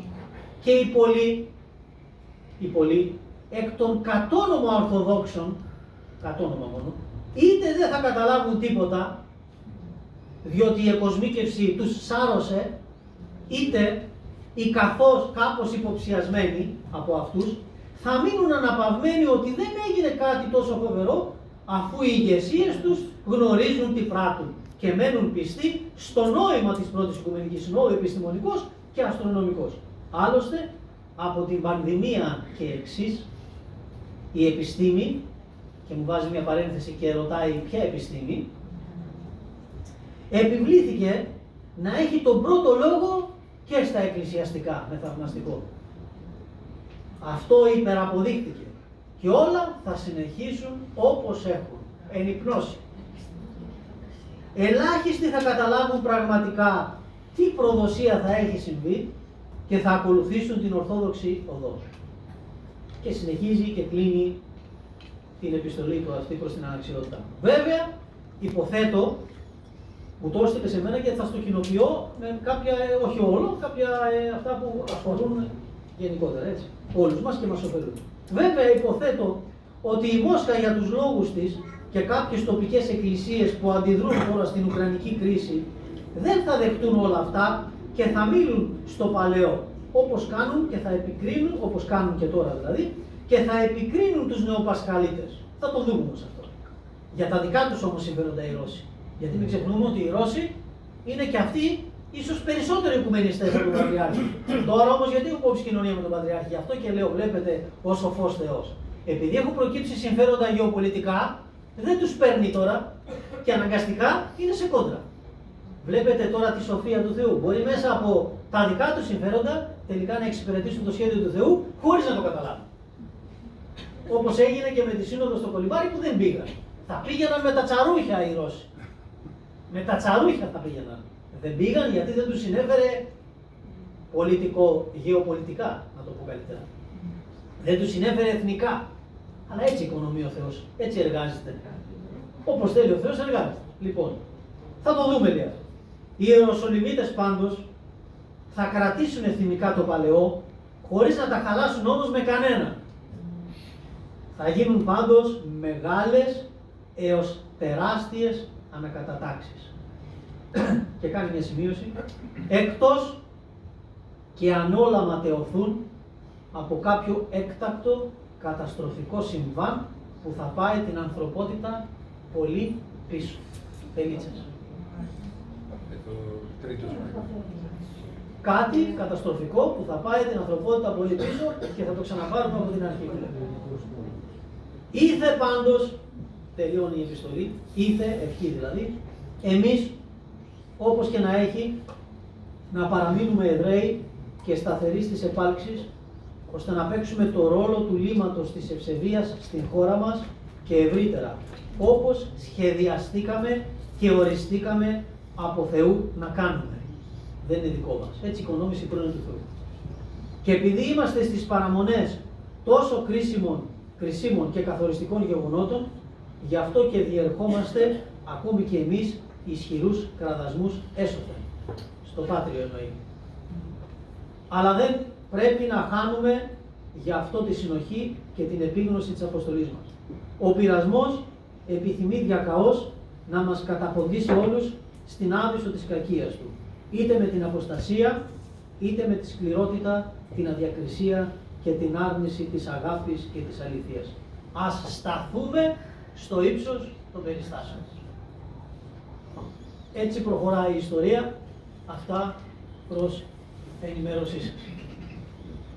Ήδη το Πατριαρχείο έχει εκδηλώσει επίσημα, με τον πλέον επίσημο τρόπο, ότι θα κάνει κοινό Πάσχα με τον Πάπα, όχι το 25 που απλά συμπέφτει, και το 26 και όπου φέξει και όποιος αντέξει.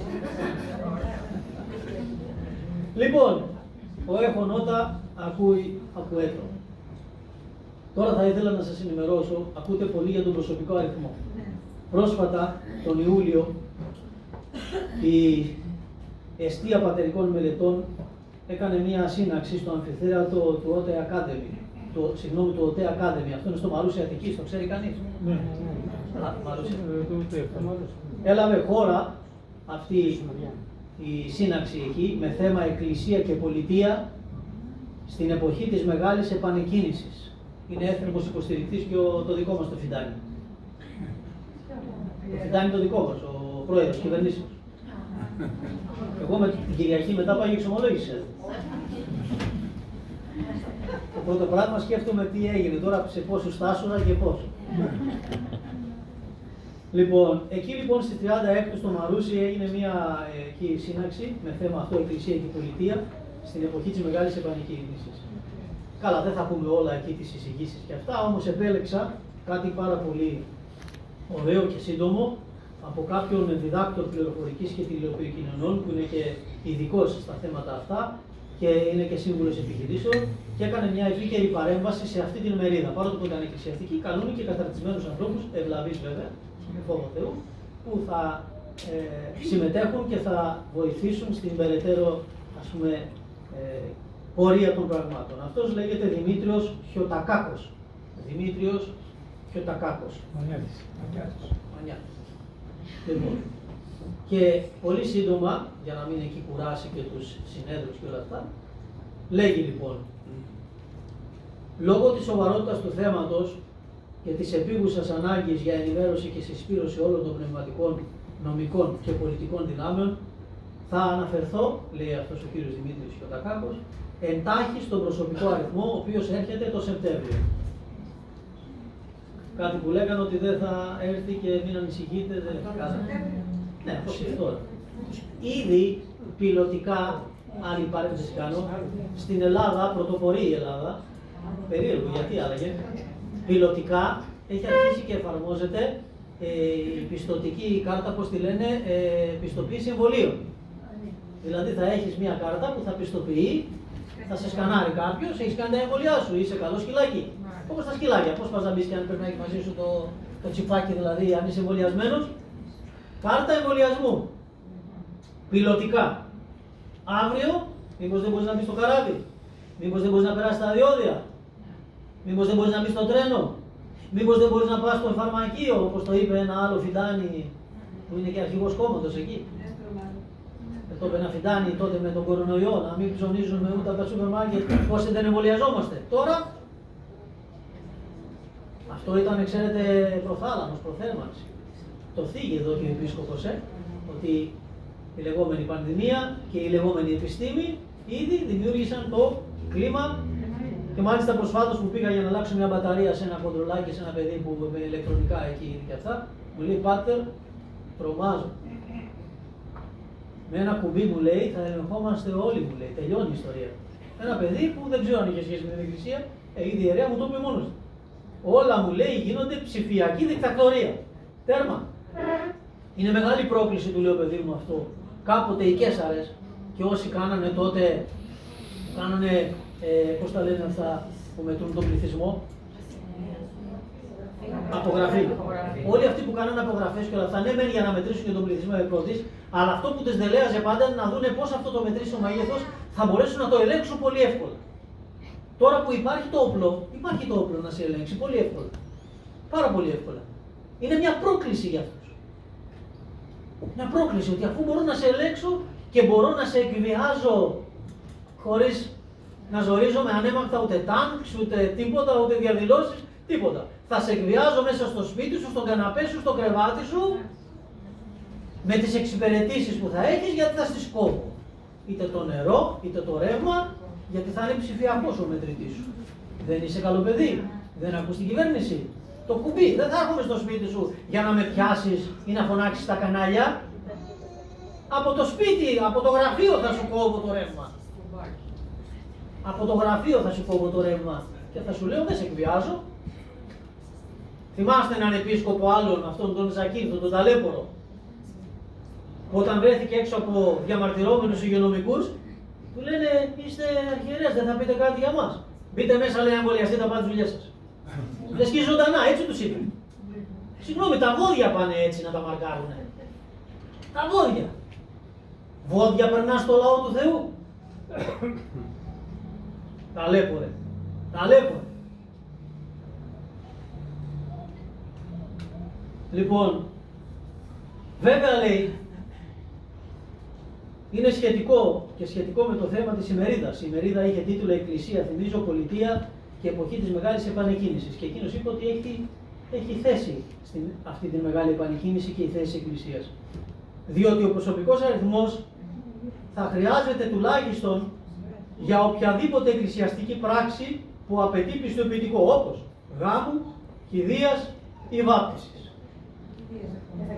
Και σε εποχές πανδημίας, συνεχίζει εδώ ο κύριος Χιωτακάκος, η οποιασδήποτε μορφή ελεγχόμενης πρόσβασης στους ιερούς ναούς θα χρησιμοποιηθεί με ή χωρίς την ηλεκτρονική ταυτότητα. Εκεί θα τεθεί θέμα πίστεως. Θα σε ελέγχει κάποιος. Όπως και όπως είπαμε, ότι ήταν θέμα πίστεως όταν σου έλεγε ή εμβολιασμένος ή με rapid, δηλαδή με προϋποθέσεις, στο ναό του Θεού, που είναι ο ιατρός των σωμάτων και των ψυχών ημών, και είπαμε ότι είναι αντιεκκλησιαστικό, όταν ένας ιερέας το δέχεται αυτό για να γλιτώσει εκείνος. Ότι ελάτε, ρίξτε πρόστιμο, εγώ το ανακοίνωσα, έβαλα και ταμπέλα.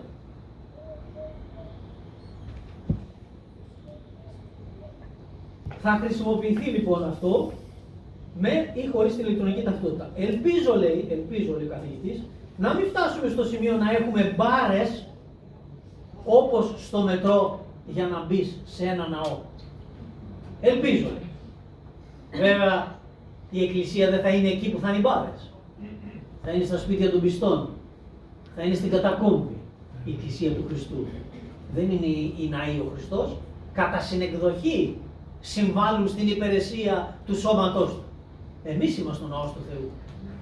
Όταν λέμε εκκλησία εννοούμε αυτό. Ότι μαζευτήκαμε να κάνουμε λειτουργία. Και στο χωράφι εκείνη η εκκλησία. Και στο ρέμα κάτω εκείνη η εκκλησία. Στο ναό μέσα, ναι, και τα τουβάρια παίρνουν ιερότητα, ξεχωρίζονται, αγιάζονται, γι' αυτό γίνονται εγγένεια και το περιφέρουμε τον ναό με τα λείψανα και τον περιφρουρούμε με τη χάρη του Αγίου Πνεύματος, αλλά αυτό είναι κατά συνεκδοχή. Ο προσωπικός αριθμός έρχεται να επισφραγίσει κυριολεκτικά την έναρξη μιας νέας εποχής. Της μεγάλης επανεκκίνησης σε απόλυτα προσωπικό επίπεδο. Εξάλλου, μην ξεχνάμε, συνεχίζει ο καθηγητής Χιωτακάκος, ότι ονομάζεται προσωπικός αριθμός. Θα εκδίδεται την ώρα που γεννιέσαι και θα εξαλείφεται όταν πεθαίνεις. Δόξα τω Θεώ, δεν μπορεί να μας κυνηγάει μέχρι τον παράδεισο. Για την κόλαση, λέει, δεν είμαι σίγουρος. Για την κόλαση, λέει, δεν είμαι σίγουρος. Για όλους εμάς τους ζώντας, τα λέει θαυμάσια, γι' αυτό και το σκέφτηκα να το φέρω εδώ στην αγάπη σας. Για όλους εμάς τους ζώντας, ο προσωπικός αριθμός θα αποτελείται από το άφημί μας, συν 3 αριθμούς ή γράμματα, προσέξτε τώρα την πονηρία, εκ των οποίων τα 2 θα επιλέγονται από εμάς. Γιατί άραγε, και λέει ο καθηγητής, για να μας βάλουν στο τρυπάκι της συνένεσης. Θα δώσεις εσύ 2 αριθμούς. Και για να αισθανθούμε δικό μας τον αριθμό αυτό. Να αισθανθούμε ότι συμβάλλουμε και εμείς στην επιλογή του. Ότι δεν μας επιβλήθηκε. Το καταλαβαίνουμε? Τι σκέπτονται στο Harvard και στο MIT, αυτά σπουδάζουν. Πώς θα υποδουλώσουν τους λαούς, πώς θα γίνεις κυβερνήτης. Πολιτική υποκρισία σπουδάζουν. κάνουν συνέδρια, κάνουν ημερίδες. Εκεί στα οικονομικά φόρα που συναντιόνται αυτοί που τρώνε και πίνουν, που μόνο με κιάλια τους βλέπεις και διαμαρτύρονται στα 10 χιλιόμετρα μακριά, που τον είχαν πάρει στο κυνήγι κάτι δημοσιογράφοι τον Μπουρλά και δεν ήξερα πού να φύγει μες στα χιόνια, στον Νταβός, που του κάνανε πραγματικές ερωτήσεις, αν το θυμάστε, κυκλοφορήσει τέτοια βιντεάκια. Τι νομίζετε ότι συζητούν? Για το κλίμα, λένε. Αυτά συζητούν. Γιατί? Γιατί είναι όλοι, αν όχι όλοι περισσότεροι, μασόνοι. Έχουν θρησκεία την ύλη. Τον μέγα αρχιτέκτονα του σύμπαντος. Μάτς. Θεός Μάτς. Γι' αυτό και λέγονται τέκτονες. Γι' αυτό και η Εκκλησία έχει καταδικάσει τον μασονισμό ως θρησκεία. Γι' αυτό και οι μασόνοι δεν έχουν ανοιχτές πόρτες. Είναι κλειστές οι πόρτες και κάνουν μυστήρια. Εμείς έχουμε ανοιχτές τις πόρτες. Εν ολίγης, συνεχίζει ο καθηγητής πολύ ωραία, μας θεωρούν για χαζά πρόβατα που νομίζουν ότι θα πρωταγωνιστήσουν σε ταινία. Θα πάνε δηλαδή για γύρισμα δηλαδή. Αλλά καταλήγουν σε άλλο γύρισμα, σε αυτό της σούβλας. Όλα τα προηγούμενα, barcode, QR και τα συναφή, βάσεις προσωπικών δεδομένων, ηλεκτρονικές ταυτότητες και όλα όσα έρχονται θα έχουν λόγο ύπαρξης μόνο μέσω του προσωπικού αριθμού. Τίποτα από αυτά δεν θα μπορείς να έχεις, που μέχρι τώρα έχεις και εξυπηρετείσαι, εάν δεν έχεις τον προσωπικό αριθμό. Στην αρχή θα ξεκινήσει προαιρετικά, προσέχετε. Δουλεύει σαλαμοποίηση σε όλα, όπως και στον οικουμενισμό και στην αλλίωση της πέστης και στην αλλίωση της ελευθερίας και την έννοια αυτής έρχεται σιγά σιγά. Σαν το δηλητήριο που σου βάζει κάθε μέρα και μετά δεν σε πειράζει. Στο νεράκι σου δεν σε πειράζει μετά. Τι έρχεται όμως? Πρώτον, λέει ο καθηγητής, ο απόλυτος έλεγχος. Δεν θα μπορείς να κάνεις τίποτα χωρίς αυτό. Ούτε να αγοράσεις, θυμηθείτε την Αποκάλυψη, ούτε να πωλήσεις, ούτε να οδηγήσεις, ούτε να πιάσεις δουλειά, ούτε να πας στη δουλειά σου, ούτε πρόσβαση σε υγεία, σε νοσοκομεία, σε φάρμακα, σε τράπεζα, σε βενζίνη, σε ψώνια, πρόσβαση στο διαδίκτυο και κινητό τηλέφωνο. Άρα, εάν προκύψει κάτι τέτοιο αδελφοί, καλούμαστε σε μαρτύριο. Είμαστε έτοιμοι? Διάβαζα τον Άγιο Σεραφείμ του Ρόους πρόσφατα, θα σας τα μεταφέρω απλά ένα απόσπασμα και από τον βίο του που είναι σύγχρονος και θαυμαστός και από τα συγγράμματά του. Και παρακαλώ τώρα που το θυμήθηκα, Αντώνη, Χρήστο, να φέρουμε τα δύο βιβλία εδώ να τα έχουμε του πατρός Σεραφείμ Ρόους. Είναι 2 τόμοι. Να φέρουμε να έχουμε, όποιος θέλει αδελφός να τα πάρει, έτσι, να το πούμε και στο Χρήστο. Του πατρός Σεραφείμ Ρόους. Λοιπόν, έλεγε, έχετε σκεφτεί, λέει, Ορθόδοξοι Χριστιανοί, τι θα κάνετε αν σας κλείσουν σε ένα κελί σε 4 ντουβάρια και δεν μπορείτε να δείτε έξω? Έχετε σκεφτεί αν θα μπορέσετε εκεί να κρατήσετε την πίστη σας? Αν το ζητούμενο είναι η πίστη. Μπορείτε να μείνετε εκεί μόνο με την ευχή, χωρίς λειτουργία, χωρίς μυστήρια, χωρίς διακοινωνία. Δυνατός ο Θεός και εκεί να σε κοινωνήσει. Έχεις τέτοια πίστη, λέει? Θέτει τέτοιο προβληματισμό τη δεκαετία του 80, ο πατήρ Σεραφείμ Ρόους, που τα έβλεπαν οι πατέρες, αυτά να έρχονται. Δεύτερον, τι έρχεται? Κάθετος πολλαπλασιασμός ατόμων που θα θεωρούνται αρμόδιοι να έχουν στα δεδομένα σου πρόσβαση κάθετη. Θα υπάρχει ακάθετη γραμμή ατόμων που θα μπορούν να έχουν πρόσβαση μέσω του προσωπικού σου αριθμού στα δεδομένα σου. Παραδείγματος χάρη, συνεχίζει ο καθηγητής, είναι πολύ εκφραστικός και πολύ απλός, γι' αυτό και το θεώρησα πάρα πολύ χρήσιμο. Παραδείγματος χάρη, ένας αστυνομικός σήμερα, δεν νομιμοποιείται να μας ζητήσει το αφημί μας. Δεν νομιμοποιείται. Ούτε το άμκα, αν μας σταματήσει για έλεγχο με το αυτοκίνητο. Μόνο ταυτότητα και δίπλωμα και άδεια αυτοκίνητου. Άρα, δεν έχει πρόσβαση ούτε στην εφορία, ούτε στην υγεία. Με τον προσωπικό αριθμό όμως, που θα κληθούμε να μπει πάνω στην ταυτότητα. Εφόσον το σύστημα επιτρέπει πρόσβαση βάσει μια σκία, θυμηθείτε τις σκίες στον κορονοϊό, κεντρική υπουργική απόφαση. Η κοινή υπουργική απόφαση. Δηλαδή 3 υπουργεία μαζί συναρμόδια αποφασίζουν δικτατορία δηλαδή. Αυτό θα γίνεται. Χωρίς να ρωτηθεί κανείς, χωρίς να ψηφιστεί από κανένα.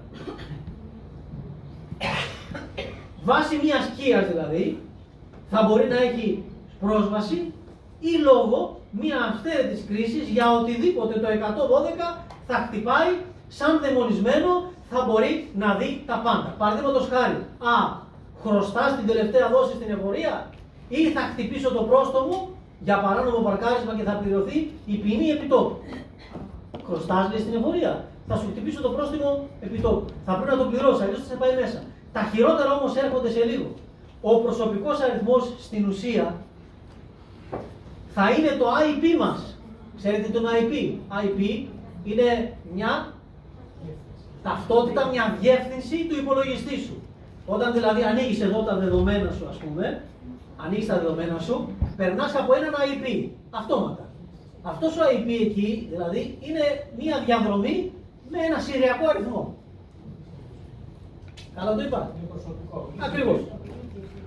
Ναι, σας αναφέρω. Λοιπόν, ο προσωπικός αριθμός λοιπόν θα είναι το IP μας. Θα είναι ο συριακός αριθμός μας. Όπως στα στρατόπεδα συγκεντρώσεως το μαζί. Γιατί άραγε? Για να μας παρακολουθούν σε δημόσιους χώρους.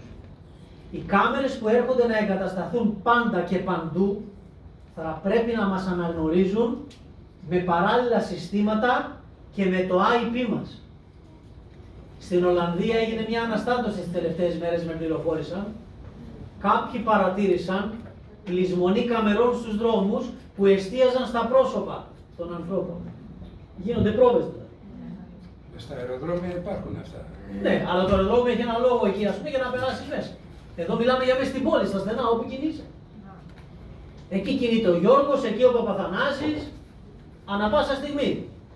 Θα είσαι με τα δεδομένα σου δηλαδή.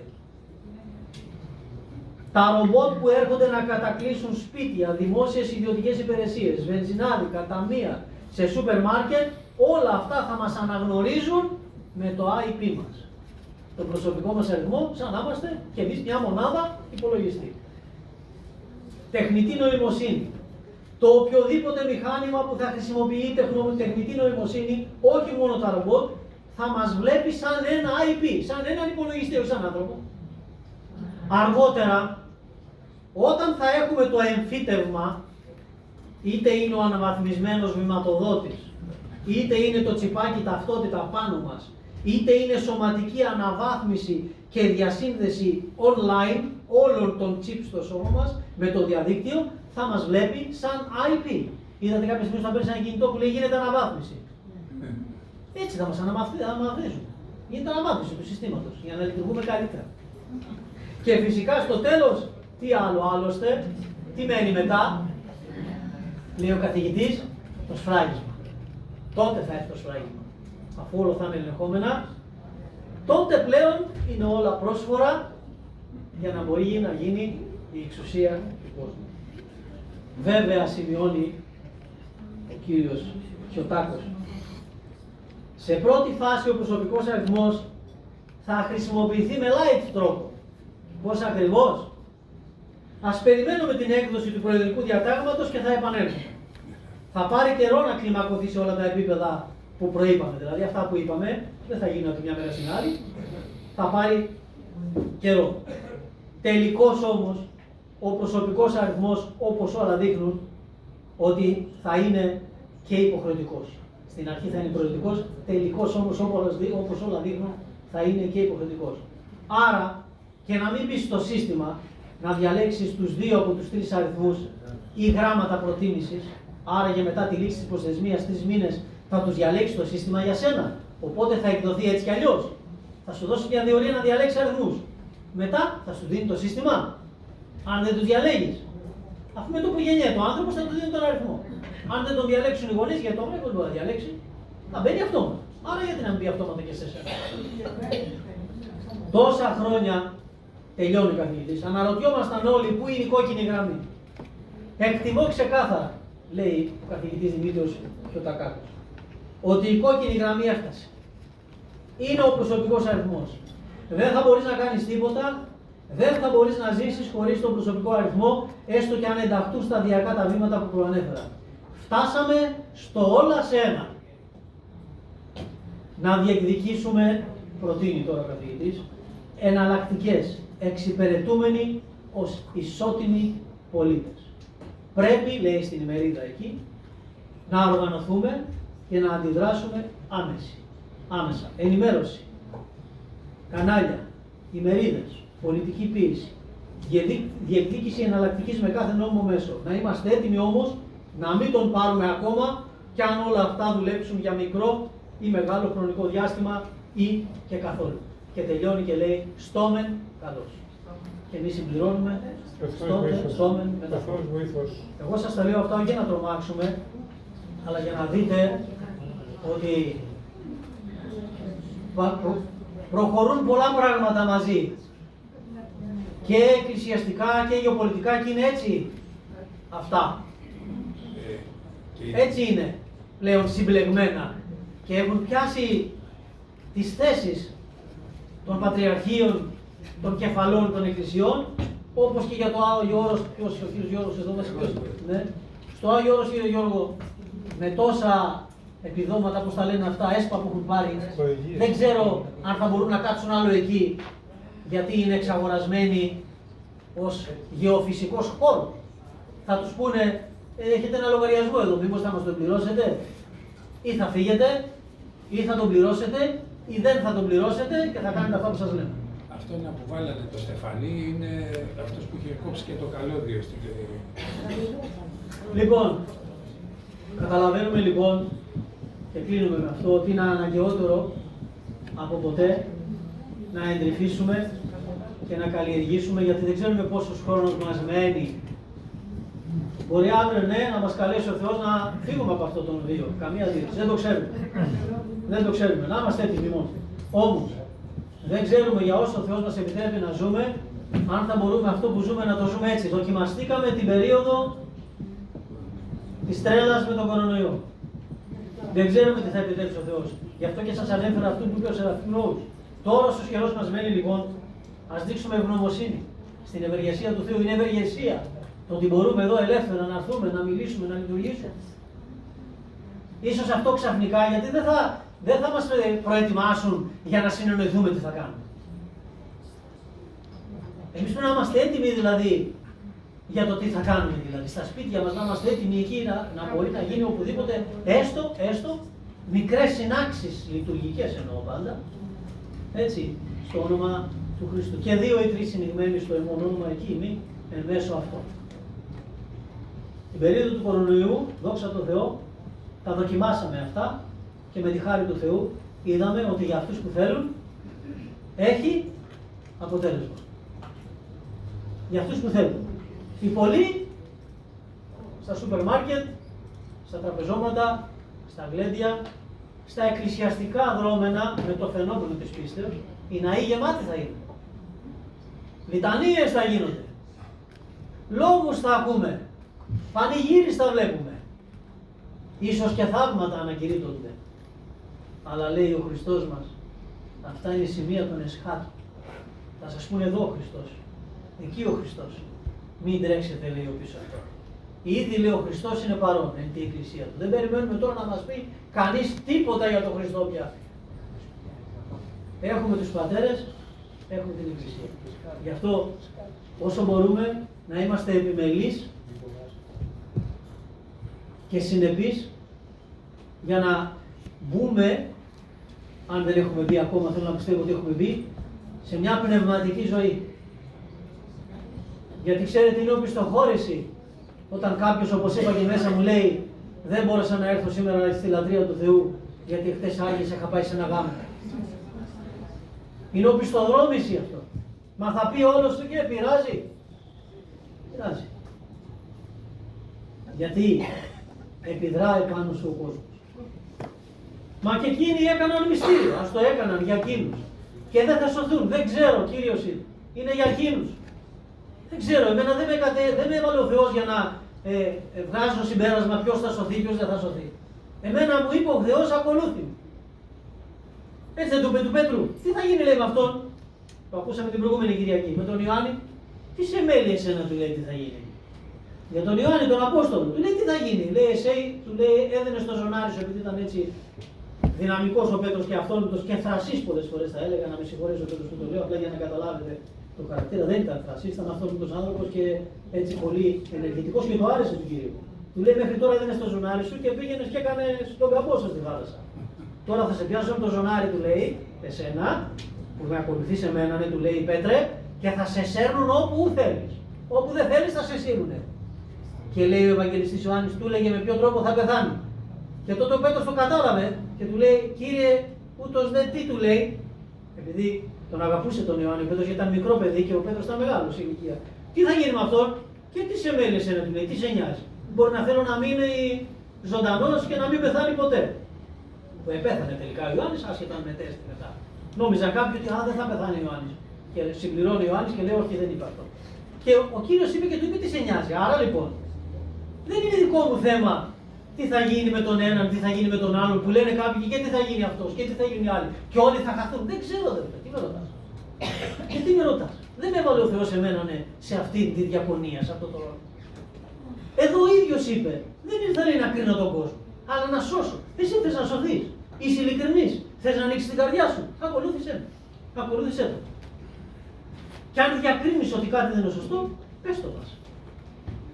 Πες το μας να το καταλάβουμε, αλλά να έχει βάση πάνω στην εκκλησιαστική βίωτη. Λοιπόν, αυτά στην αγάπη σας. Να μείνουμε λοιπόν στόμεν καλός, στόμεν μεταφόβου και να προσέχουμε κυρίως αυτό το ένα, ενός εστιχρία, την Αγία Αναφορά. Εν ειρήνη λοιπόν να απέλθουμε και με ηθικών υψηλών και ακμαίων. Χριστέ, το φως του αληθινό.